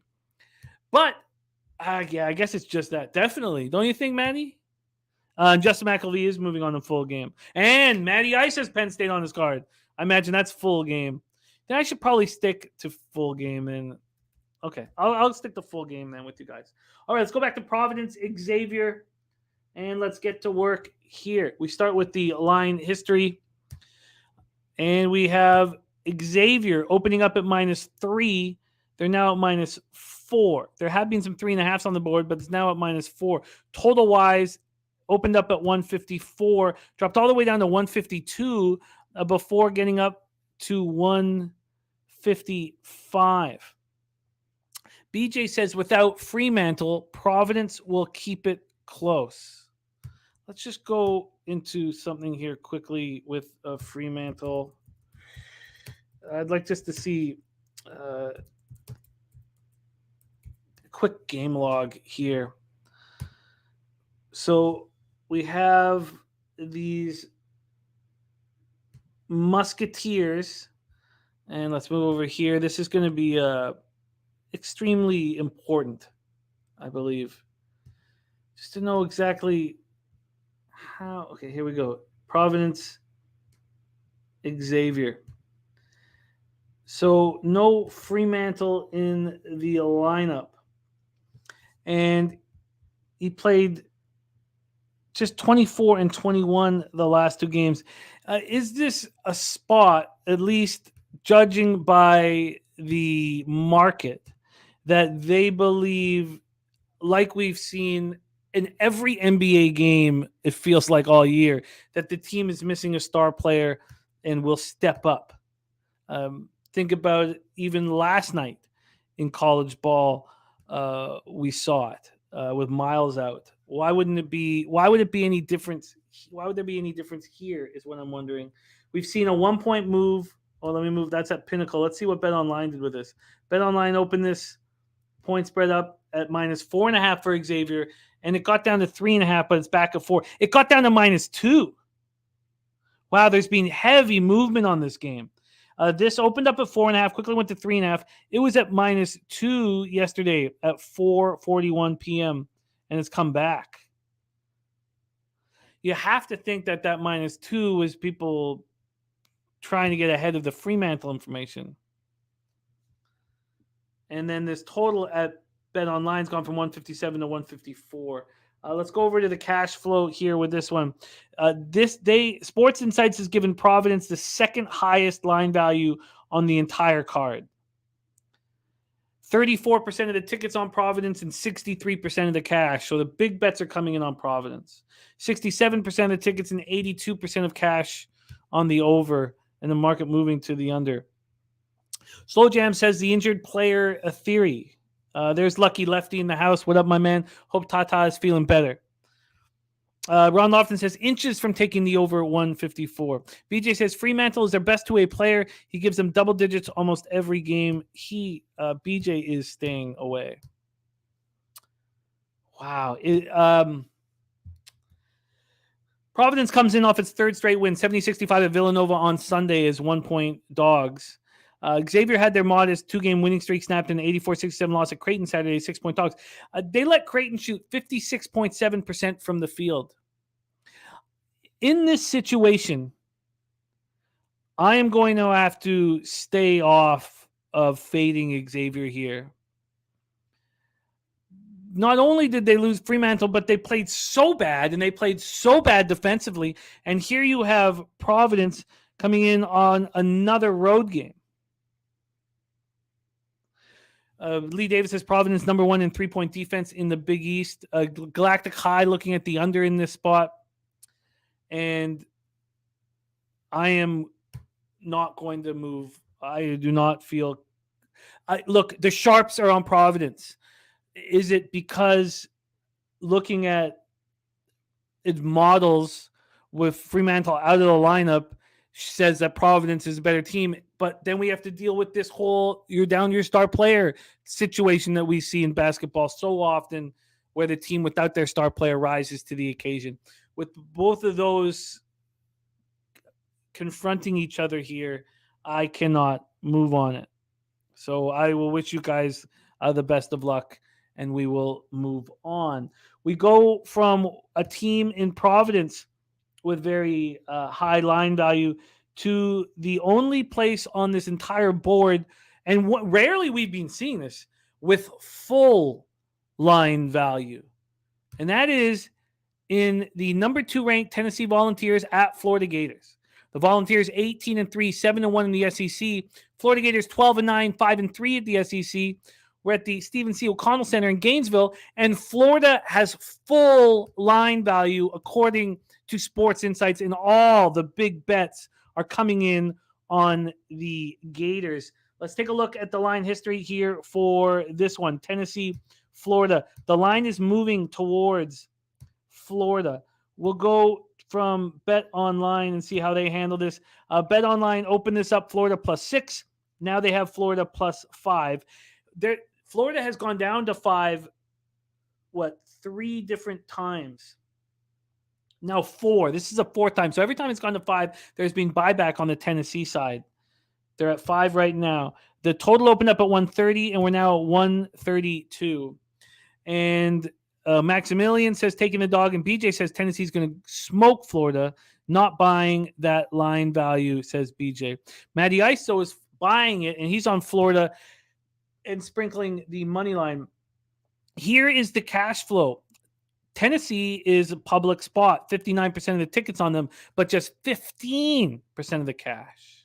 Then you have 27% of tickets on the over and 49% of the cash on that over. Wow. And that total has gone up 2 points, but it's juiced heavily to the end. Let's see what Pinnacle did with that total. This could be a side and total for me. Pinnacle, though, opened this at 131.5 and got it up to 130, got up to 132 and then down to 130.5. Look, everybody has a vividness bias. No, I guess I take that away, but Tennessee unders have been good at times. And then is the over in play? Lucky Lefty says Tennessee covers. Ron Lofton says I like Tennessee early. Tennessee comes in off its 4th straight victory, 82-71 at home over Texas on Sunday as 5-point favorites. It was an exceptional display against a top team. They've won each game of their winning streak by double digits. Do we expect that to continue? Florida had their 2-game winning streak snapped in a 64-50 loss at Kansas State on Sunday. Situationally, Florida coming home, Tennessee feeling so good about themselves is leading me to – I don't see how I don't move on Florida here in this one, especially after a huge victory for Tennessee. Now, you look at the last 2 road games, they let a weak Mississippi State team stay involved in the game, 70-59, and then they crushed LSU, 77-56. Look, they're crushing opponents right now, winning all their games by double digits, over their last 4. Wow. Well, this has bounce back spot all over it in my estimation here. Matty Ice says, in my estimation, Tennessee is one of the most overrated teams in NCAA basketball. Slow Jams Arsenal, his bookie has it at 6.5. He's leaning to the Gators. Jason Folk says everyone was close when they identified Miami as an overhyped play moving forward. Right state, wrong squad. Okay, well, I know what I'm doing here.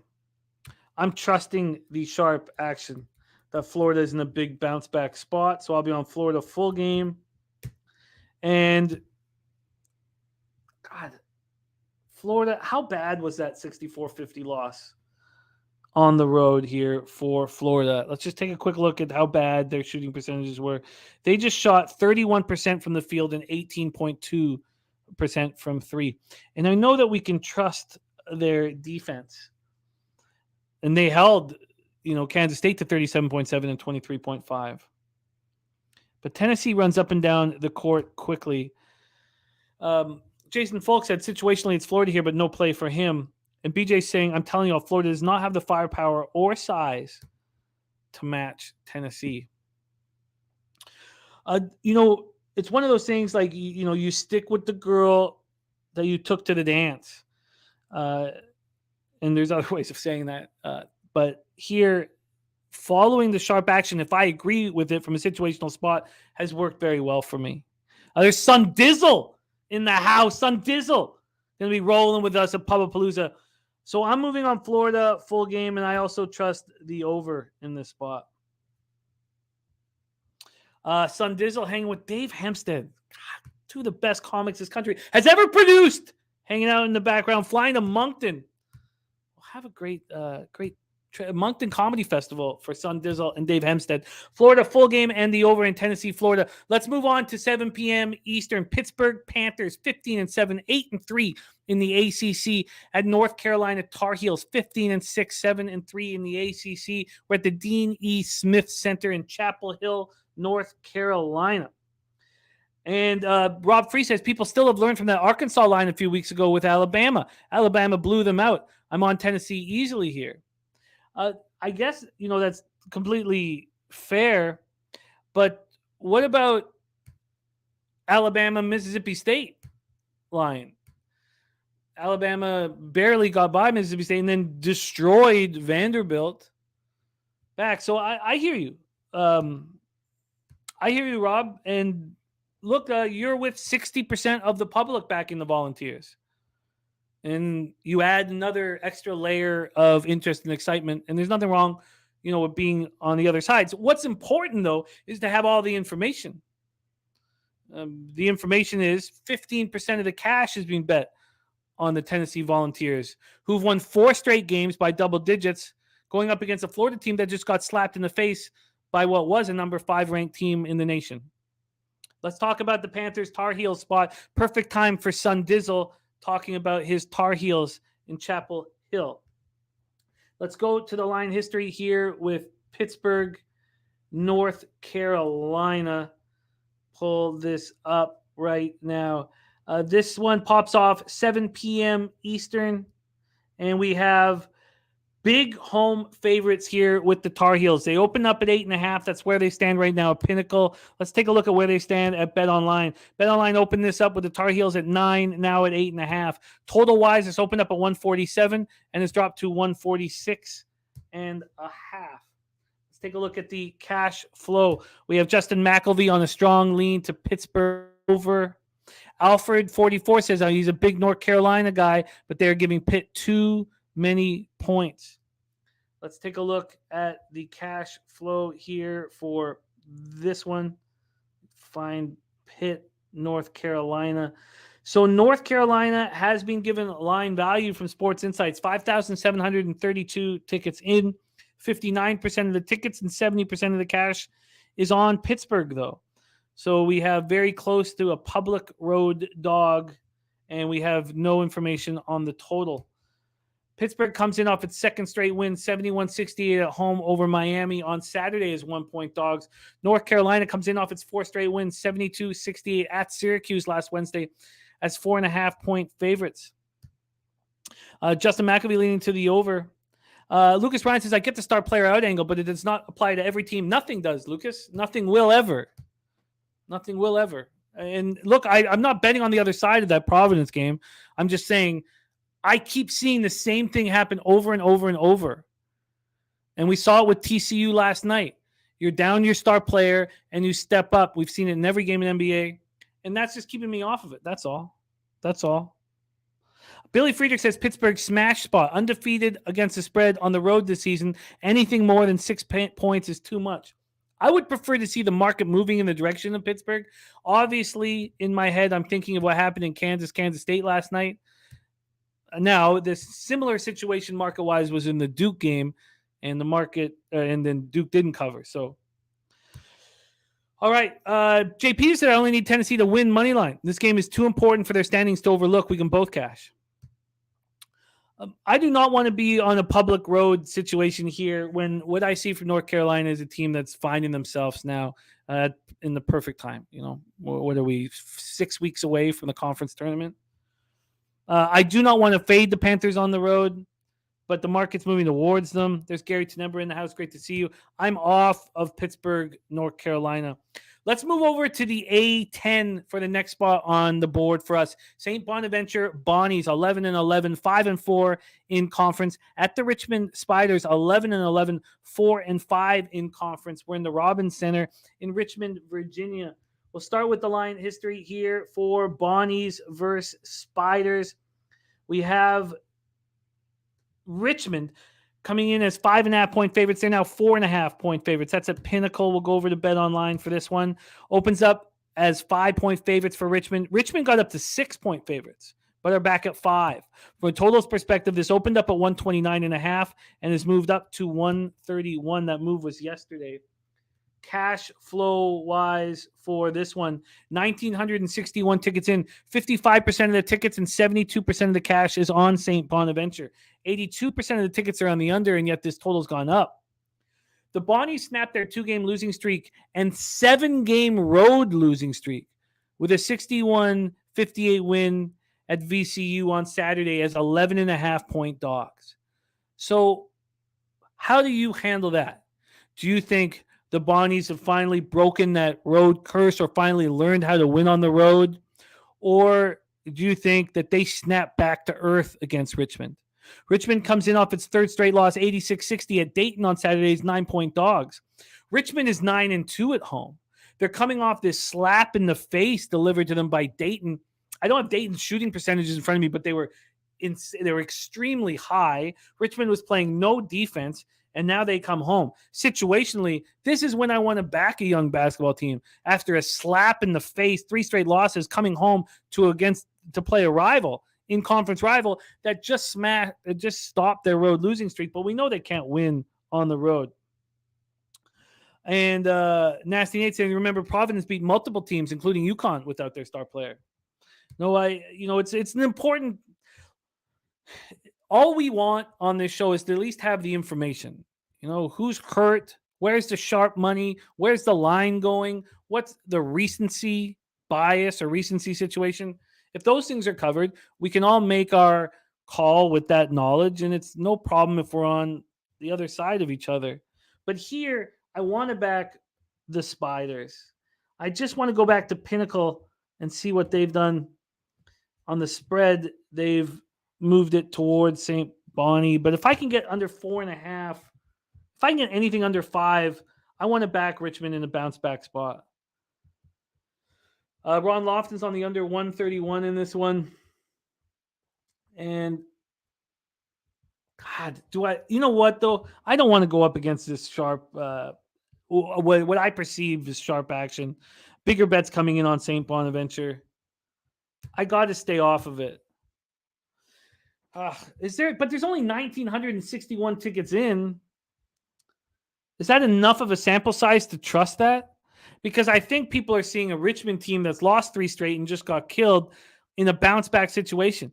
If you can think of a Richmond team that just lost by 26 points, lost 3 straight, and here they are as 5-point favorites, it makes me want to back Richmond here at home. It really does. Especially off of St. Bonaventure playing so well in their last game. Mike M likes Richmond first half. God, I want to back Richmond here. Can I say that there's not enough tickets in to trust that the bigger bets have come in on the other side? I want Richmond here. This is a huge game for them.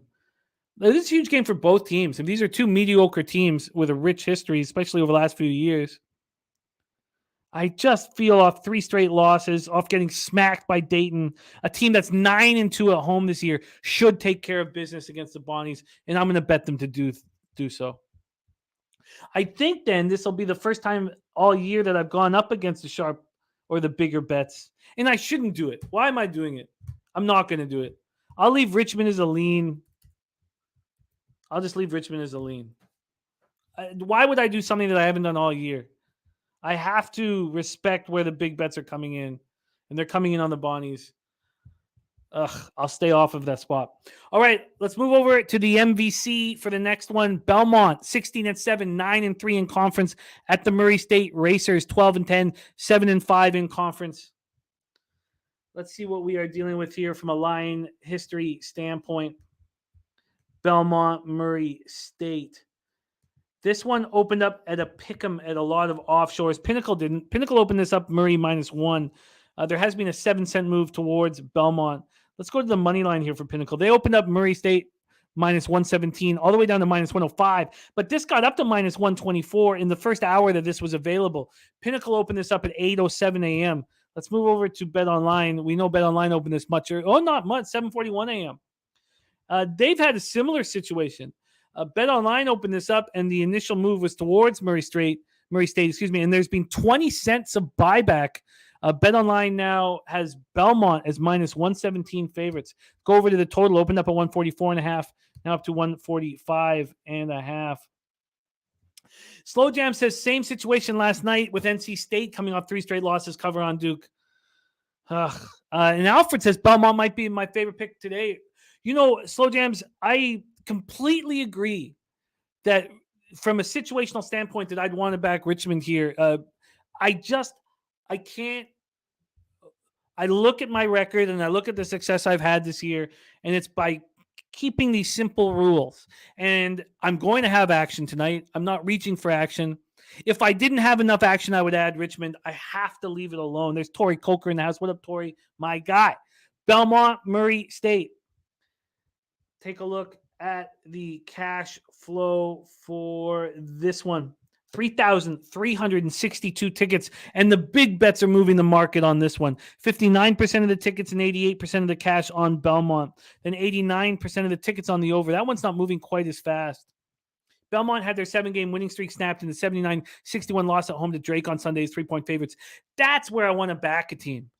Just like Richmond off 3 straight losing, this is even better. You have Belmont winning games, playing well, then Drake stops them.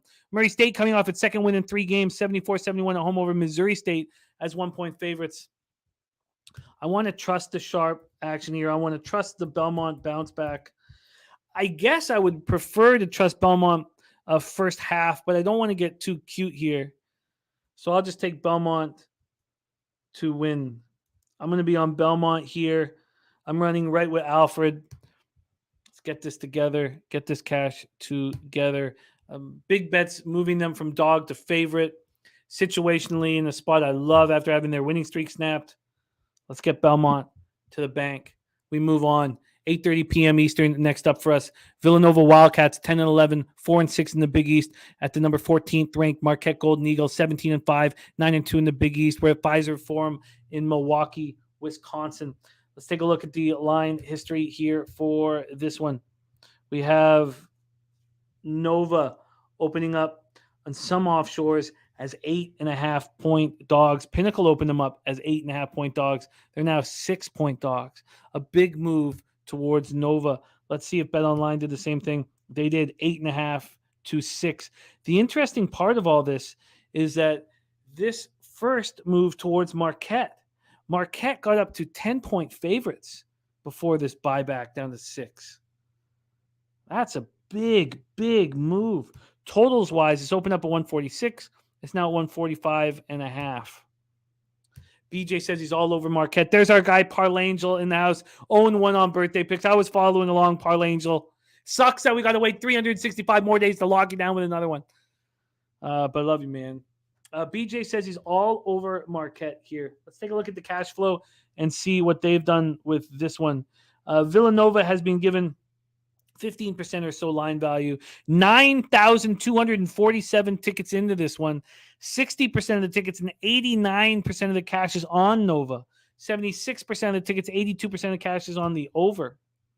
Ron Crawford. Oh, Ron Crawford in the house. Marquette -6 is a spreadsheet play of the day. It is great to see our guy, Ron Crawford. Work has taken him away from the show. Every opportunity he gets, he drops in. Ron Crawford, spreadsheet play of the day is on Marquette -6.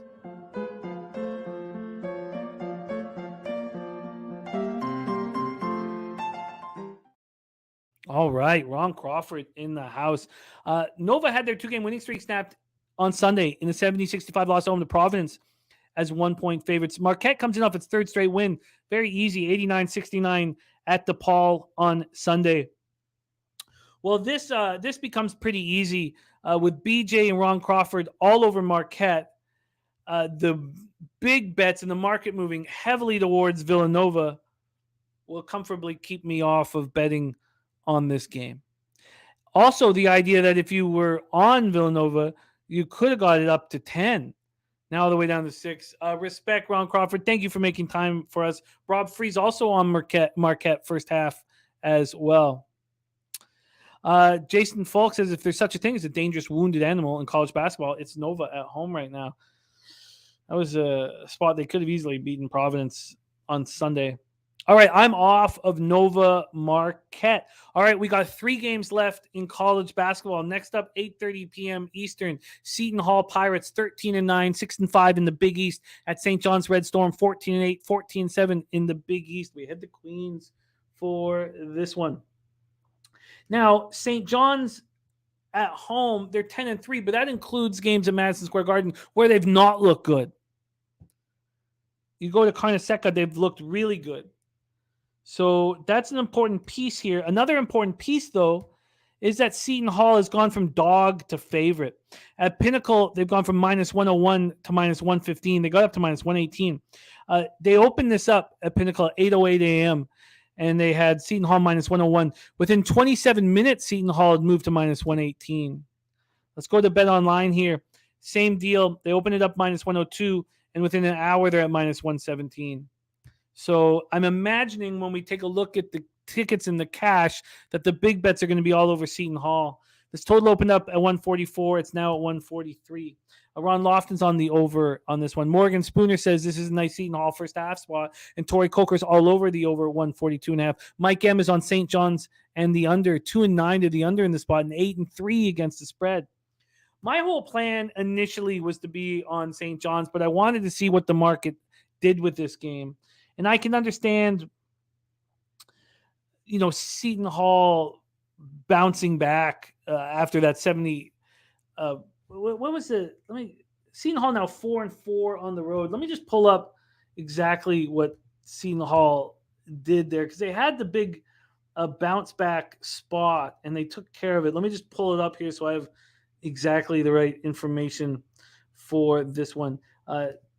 Let's take a look at the cash flow and see if it's following Seton Hall here. We have just 1,732 tickets in as this game wasn't open to the betting public until early this morning. 45% of the tickets and 81% of the cash on St. John's. So why is the market moving towards Seton Hall? Very confusing. 65% of the tickets are on the under. So, we know that the books are trying to beat us and not get even money. But this one is pretty wild. So let me just pull up the most recent information here for Seton Hall. Move over here. St. John snapped out of their 75-73 win at Georgetown, or stepped out of their losing streak with a 75-73 win at Georgetown Sunday, but as 10-point favorites. St. John's had lost 2 straight. They got killed by Creighton by 28 points. And then they lost at home to Villanova by 8. Seton Hall bounced back from getting destroyed at home to Marquette. They lose to Marquette by 21 points, and they bounce back by destroying Butler 70-49 on the road. This is tough. Morgan Spooner says, I like St. John's full game if they can establish any defensive presence. And Matty Ice says he's leaving towards Nova. Spreadsheet play today is the Bruins run. I'm going to be right with you on that one. I probably should have bet it already. It's moved 10 cents even since our show started. Billy Friedrich says Stetson and Eastern Kentucky tomorrow are both undefeated against spread at home this season. They both play at home tomorrow. Something to consider. Thank you for sharing that with us, Billy Friedrich. I will copy and paste that so that can be discussed. This one is, I just don't have everything correlating. Burn one in the house. What up, Burn one? So I can't, my whole plan was to move on St. John's. The sharp action is on St. John's, and yet the market's moving towards Seton Hall. So, JPZ, absolutely, you're right. The sharp action would have been on Nova at the 10, or at least anything over 8.5. And you could easily say that the sharp money is now on Marquette at 6. Those are all fair statements, absolutely. Still, I'm not going to mess with it, but that totally fair breakdown or analysis of the market there. Seton Hall, St. John's, I am off. Let's move on to the game that I expect young Jose Bouquet will be making a move on. 9 p.m. Eastern, Oklahoma State Cowboys 12-9, 3-5 in conference at the Oklahoma Sooners 12-9, just 2-6 in conference. We're at Lloyd Noble Center in Norman, Oklahoma. Let's take a look. And yes, he is moving on this game. Kel Surprise, Oklahoma State, Oklahoma. Let's take a look at the line history here for this battle. Oklahoma State opening up as 3-point dogs at Pinnacle. They're now 3.5-point dogs. BetOnline opened Oklahoma State as 3-point dogs, and they're now 3.5-point dogs, but they got up to 4.5, and there was buyback. Totals wise, it's opened up at 130.5 and is now at 131.5. Let's take a look at cash flow here. They've given slight line value to Oklahoma State. 4,687 tickets in, 61% of the tickets, 59% of the cash on Oklahoma State. 91% of the tickets and 74% of the cash on the under. It's gone up a point. Oklahoma State comes in off its third win in 4 games, 82-60 at home over Ole Miss on Monday. They're 2-5 on the road this year. Oklahoma snapped their 3-game losing streak with a very impressive 93-69 win at home over Alabama on Saturday. Oklahoma is 7-4 at home. Oh, and I was saying about the Alabama game against, I had the teams wrong. That was, of course, it was against Oklahoma. Take it away for us here, Jose Bouquet, Oklahoma State, Oklahoma. So I'll surprise everyone here by saying I'm going to take Oklahoma here. I know it's a shock. I don't like the university. I actively can't stand it. But this is just a classic revenge spot. You know, we just beat them at our place like a week or so ago, whatever it is now.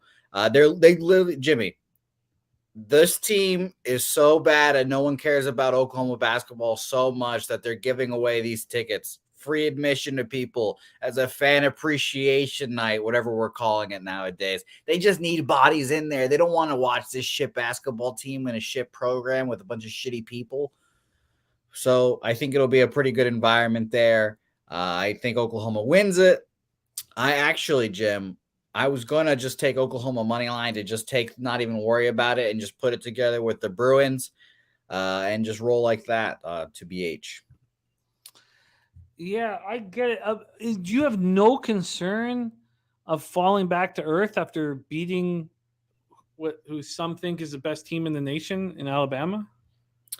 Of course, yeah. I think these bums are obviously feeling high and mighty right now, but I just think that it's a good motivation factor. How long has it been now since that win? That was on Saturday. Yeah. It feels like it's been a minute. You know, they've had a chance to kind of settle down on it, and I think they can move past it. And their coach is a pretty good coach too, unfortunately. He's obviously Loyola Chicago's former coach with Sister Jean and all of them. So I think he'll get them focused. And I just don't think Oklahoma State basketball is very good. Mike Boynton's just not a good basketball coach. I'll be honest. He got the job because he did the whole hire Kate Cunningham's like dad or brother or whatever, and then got him to come to the program. So shout out to him. But yeah, give me Oklahoma here. I'm taking them in a money line parlay with the Bruins.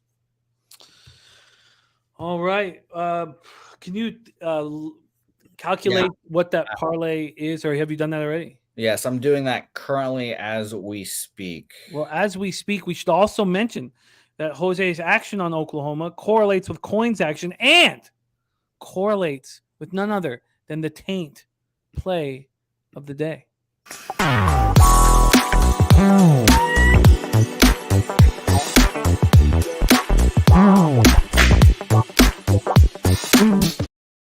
BJ hammered Oklahoma.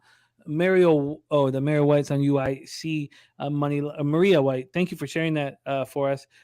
Jason Folk says it's an Oklahoma spot for sure. Plus 186. Wow. Okay, so let me get back to your plus 186. It's funny that everybody thinks it's the Oklahoma spot just because of the revenge. But they also just beat a team that everyone thinks is the number one team in the nation. Wow. Okay, so Jose is on a Bruins and Oklahoma moneyline parlay at plus 186. Yep. All right, you are locked in. I can't do it. I cannot do it. Look, I can't get over how spectacular they just looked.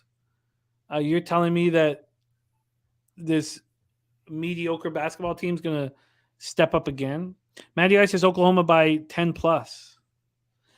I would hate to see Oklahoma State beat them, but I mean, I'm putting the money line down because I don't ultimately trust them to cover the 3.5. So that makes you feel any better on that aspect too. I mean, I agree with you though. It's kind of hard to bet a team coming off their best performance of the year, season defining performance. It's just a red flag for me, but I get with the revenge and I get it all. I'm going to write Taint here. I can't do it though.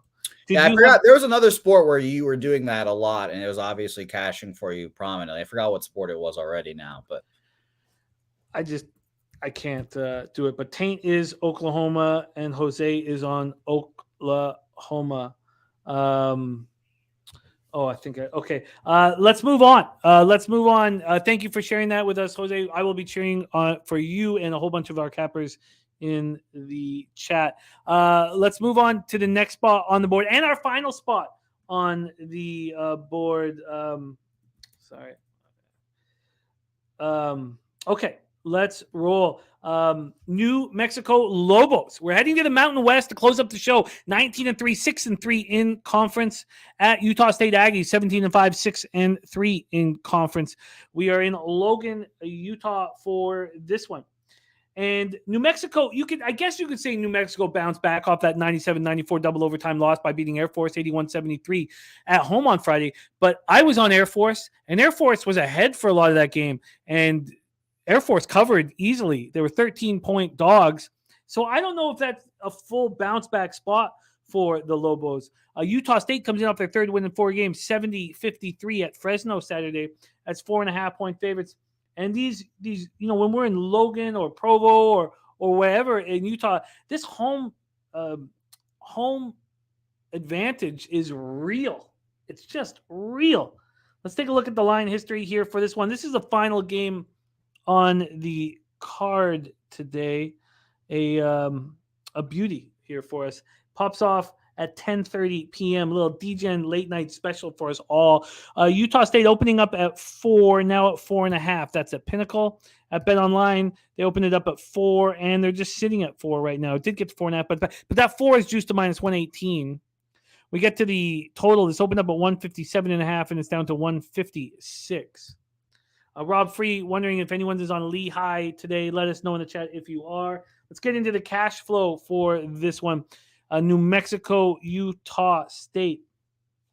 We have line value on Utah State, 3,592 tickets in, about 33, maybe 30% line value on them. 47% of tickets, 56% of the cash is on Utah State. 47% of tickets, 95% of cash is on the over, and it's actually dropped a point or a point and a half. This is a spot where I'm going to trust Utah State at home. Billy Friedrich liking the over. I'm going to be on Utah State at home to cover the number. Let's review all action here for NCAA basketball. Need a bounce back spot badly, but we're having a great season, but we do need a bounce back spot. We have from the Cappers in our chat, we have Slow Jams Arsenal. He's on Providence plus 4.5 and Pittsburgh plus 8.5. Jay Peasy is on Tennessee and Xavier. Mike M. Rocco Rogers says, are we doing Tennessee and Florida? Sorry. And then Alfred says Penn State covers, but he's on Xavier money line. Ryan Mueller gave us Providence plus 4, Florida plus 5.5, Belmont plus 1, and Southern Utah plus 2. Coins currency play of the day is on Providence plus 4. For me, I begin my action with Penn State full game. Then I skip Providence Xavier. I'm on Florida full game and the over. Pittsburgh, North Carolina, I'm off. I'm just going to leave Richmond as a lean. But I want to bet it so badly. I'm going to be on Belmont. I stayed off Villanova, Marquette, Seton Hall, St. John's. Taint play of the day is Oklahoma. And then Utah State I will be on as well. Marquette minus 6. Marquette minus 6 is the spreadsheet play of the day. Mike M says I've got the under locked in for the New Mexico game. Rob Free, we didn't have LSU Missouri here as part of our 10, and I apologize for that. I did want to move to a few different conferences, so I apologize for that, Rob Free. And it's tough. It's tough on these Tuesdays, Wednesdays where there's so many games set up. What I can do though, Rob, is I can tell you the line history and the cash flow for your spot here that you want to talk about. That is LSU Missouri. We have Missouri opening up at Pinnacle at minus 11. They're now minus 10. So there's been a 1-point move towards LSU. At Bet Online, it opened up Missouri minus 10.5 and now minus 10. So there's been a half-point move to LSU. And cash-wise here, they've given slight line value to Missouri. There's 3,260 tickets in.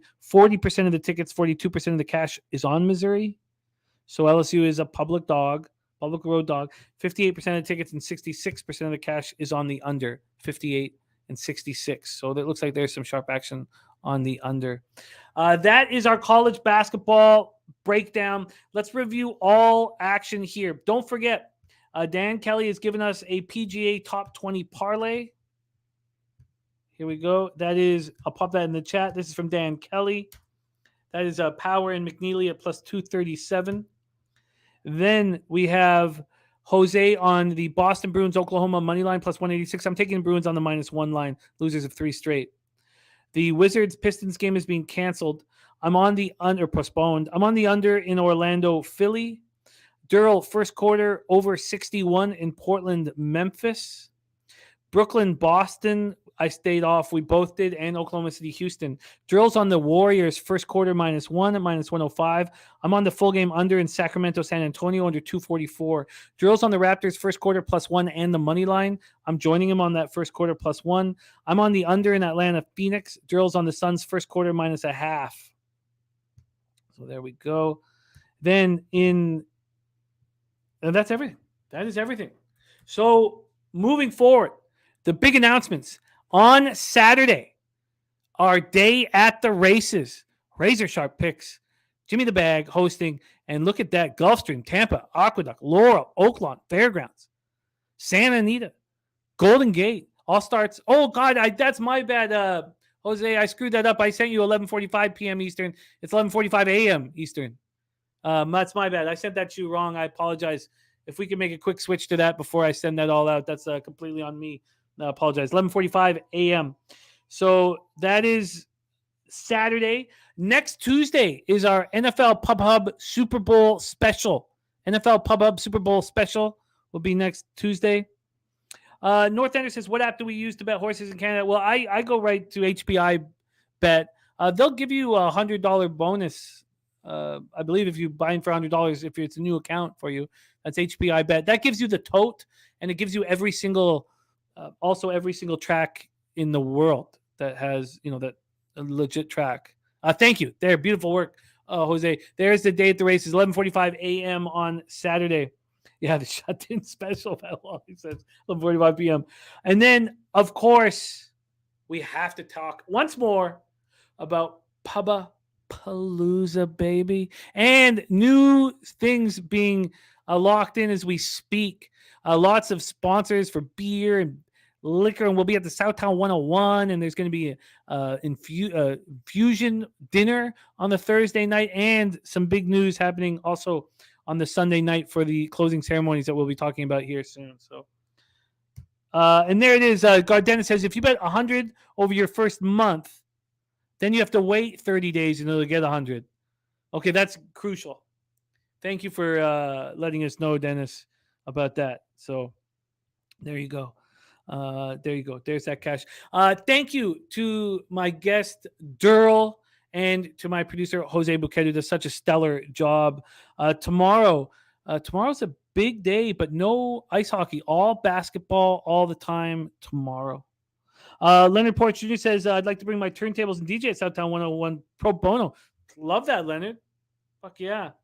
And Fat Wally says, it's a watch party at Southtown 101. Well, I tell you, we're going to have the final idea of what we're going to do at Southtown, but it's going to be nonstop shows and nonstop glory of us all hanging out together. Thank you to all you guys so much for supporting the show. Danny Lopez, Fat Wally, Leonard Porch, Tori Coker, Lucas Ryan, Dennis Garcia, Sammy Calmer, North Ender, Fat Wally, Mike M, Rob Free, Ron Lofton, Matty Ice, Morgan Spooner, Justin McElvey, Billy Friedrich, Jason Folk, Coin, Rocco Rogers. Thank you guys. Maria White. Thank you guys. Thank you so much. Lucky Lefty. Let's go out there and get that cash. And BJ is a big bet on Oklahoma moneyline revenge game. BJ, I'm very curious to see how this all plays out for you and I. But I know you, BJ. You get that cash, man. Leroy Flood, thank you guys. I need a bounce back day today. I need a bounce back day badly. I plan on procuring that cash. Thank you guys so much for watching. Now, get our action in. Money. Leche. Hey, those bookmakers! Milk that. Pubba-Palooza 2 on the horizon. We're going to have live shows popping off at the Southtown 101. We're going to have a poker tournament, a par 3 golf tournament, UFC San Antonio on the Saturday night. A lot of excitement. Pubba-Palooza 2, baby.